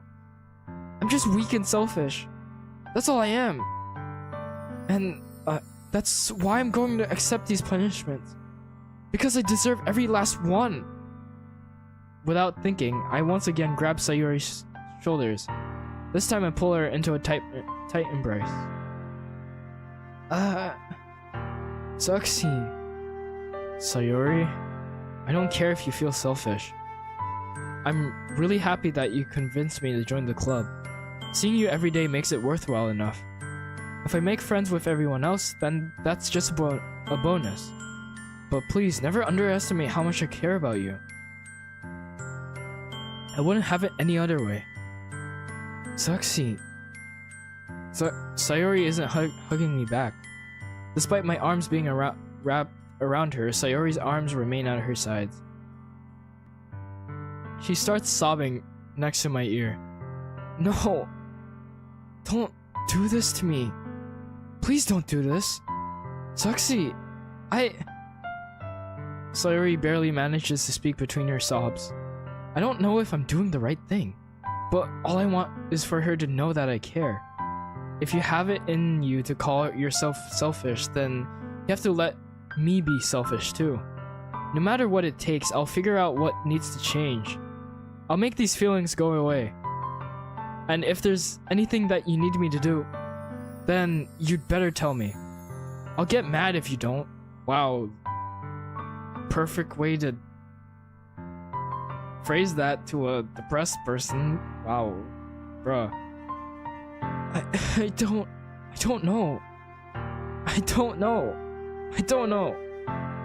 Gently, Sayori finally puts her arms around me in return. Aw. I don't know anything. It's all really scary. I don't understand any of my feelings, Zuxi. The only time I'm not feeling nothing is when I'm feeling pain. But your hugs are so warm. And that's really scary too. Sayori lets me go. And she does so. I let her go as well. The festival is tomorrow. Yeah. But it's going to be fun, right? Yeah? How would you like for me to spend it all with you? It's what I want. I promise. I think that would be nice then. Yeah? Sayori wipes her eyes. If I could spend the whole day here, I would. Of all days, this has to be the one where I have other plans. Maybe I should cancel... No, don't. Please don't. If you did that, then I really wouldn't forgive you. But it's almost time for Natsuki to meet me at my house. At the very least, do you want to come along and help out? It would be fun. To my surprise, Sayori shakes her head. I'm sorry. I don't know if that would be very good for me today. You understand, right? Ah, it's kind of hard for me to fully understand, but I'm trying my hardest. It's okay. Don't worry too much about it. I'll see you tomorrow, okay? Alright. I look forward to it. I have a feeling she's not going to be here tomorrow. I say goodbye to Sayori and exit her house. On the way home, I find myself still feeling uneasy, but it's hard for me to keep thinking about it when Natsuki is about to come over too. I think Sayori's right. I shouldn't be worrying too much, and we're definitely going to have a great time tomorrow. I should just focus on what's ahead of me. With Natsuki, of course. I spent only a few minutes back at home, anxiously awaiting Natsuki's arrival. Before I know it, she texts me to let me know she's outside the front door. Without delay, I open the front door to let her in. Sup? Hey. I don't know what I was expecting, but seeing Natsuki in something other than her school uniform totally threw me off. Seeing her in such cute clothes makes the uniform seem totally unfitting in comparison. Jeez, don't make it feel so awkward already. It's gonna be a long afternoon, so don't be weird just because you're not used to seeing me outside of school. Anyway, I'm coming in. I see you brought a lot of stuff. Natsuki is carrying a large bag that is probably full of baking supplies. Well, I didn't want to come all this way to find out that your kitchen isn't equipped for the job. You bought everything I asked you to, right? Yeah, I did. Yesterday, Natsuki asked me to buy a bunch of ingredients if I didn't already have them at home. Good! Glad I could count on you to do your part. Well, of course. I'm surprised to hear Natsuki suddenly say that, rather than something snarky like she usually does. Could it be that she is a little different outside of school after all? Anyway, let's go to the kitchen. What? You're not even gonna offer to take this heavy bag from me? What's your hospitality, Suxy? Come on, since when did I need to be a gentleman? I grab the bag Natsuki holds out to me. This is ridiculously heavy, what the hell? I carried that all the way here. Are you impressed? I see now. Yeah, I'm impressed, Natsuki. It seems like I always underestimate you. Hehehehe. It's because I'm so small, isn't it? You jerk. Natsuki hits a fist in my chest. Hey, your size has nothing to do with it. Do you really hate being small that much? Huh? It's not like I hate it. I mean, sometimes I like proving people wrong when they only think I'm worth my size. It's fun when I get to be small and also better than other people. But, jeez, never mind. What are you making me say? Don't think you could make me talk about weird things just because we're not in school. Are we getting started or what? There's a lot of stuff I gotta teach you. What? That's a little bit more like you. You're more fun when you just speak your mind like that. Hey! Now you're treating me like a kid. I was just trying to be a little nicer, you know.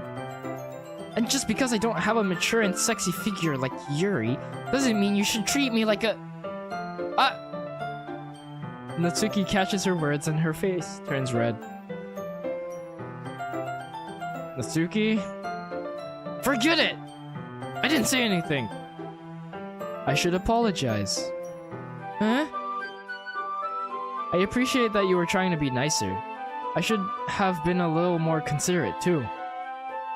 But also, if that's what you're thinking, then you should know that there are tons of guys who are into body types like yours. How would you know that anyway?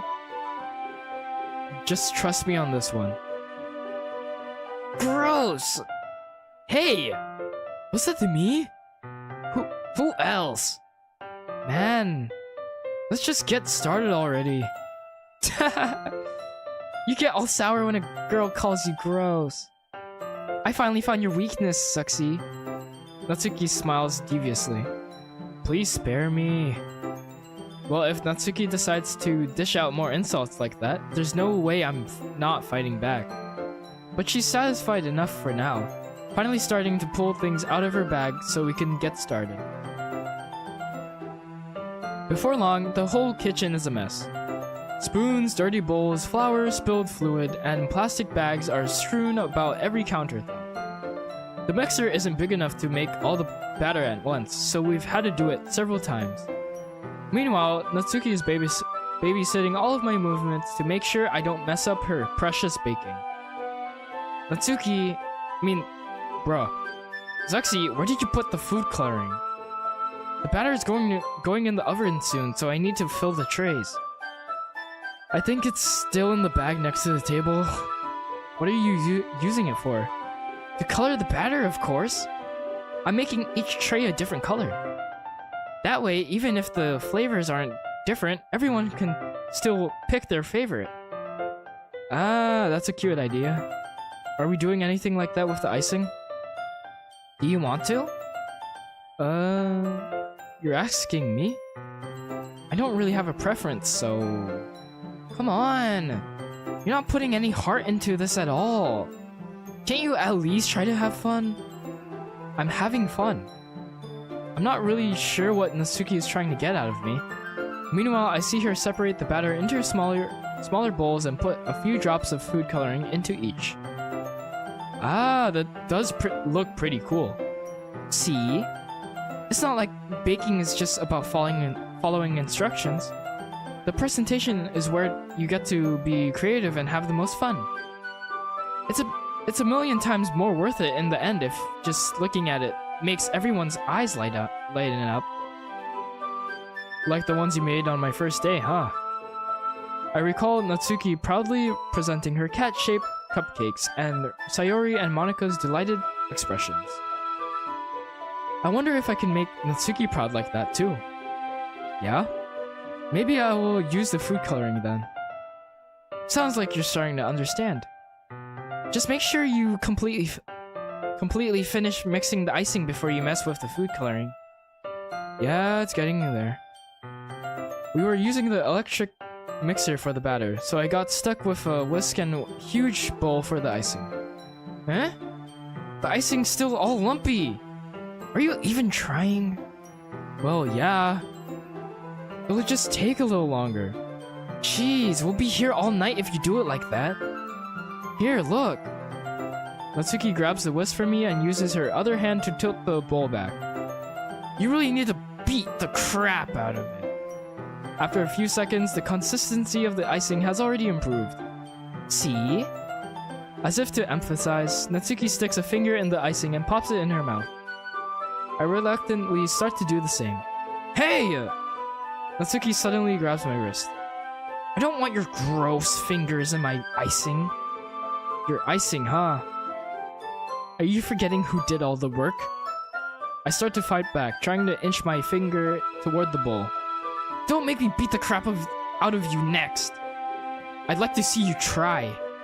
I push harder, just enough for my finger to reach the icing.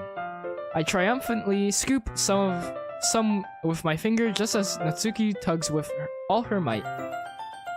Ah! The force of Natsuki pulling me causes me to stumble, making her stumble in return. Gross! You got it on my face! Whose fault is that? There's a big glob of icing on Natsuki's cheek. She tries to reach it with her tongue, but it's too far away. Jeez. You know what? Take this! Natsuki instead wipes it off her face with her finger before shoving her finger toward my own face. This sounds like this is gonna turn into something, sus? You wish! I'm faster. I grab her wrist with my hand before it reaches my face. Natsuki tries to use her other hand to fight back, but I grab that one as well. Whoa. Stop!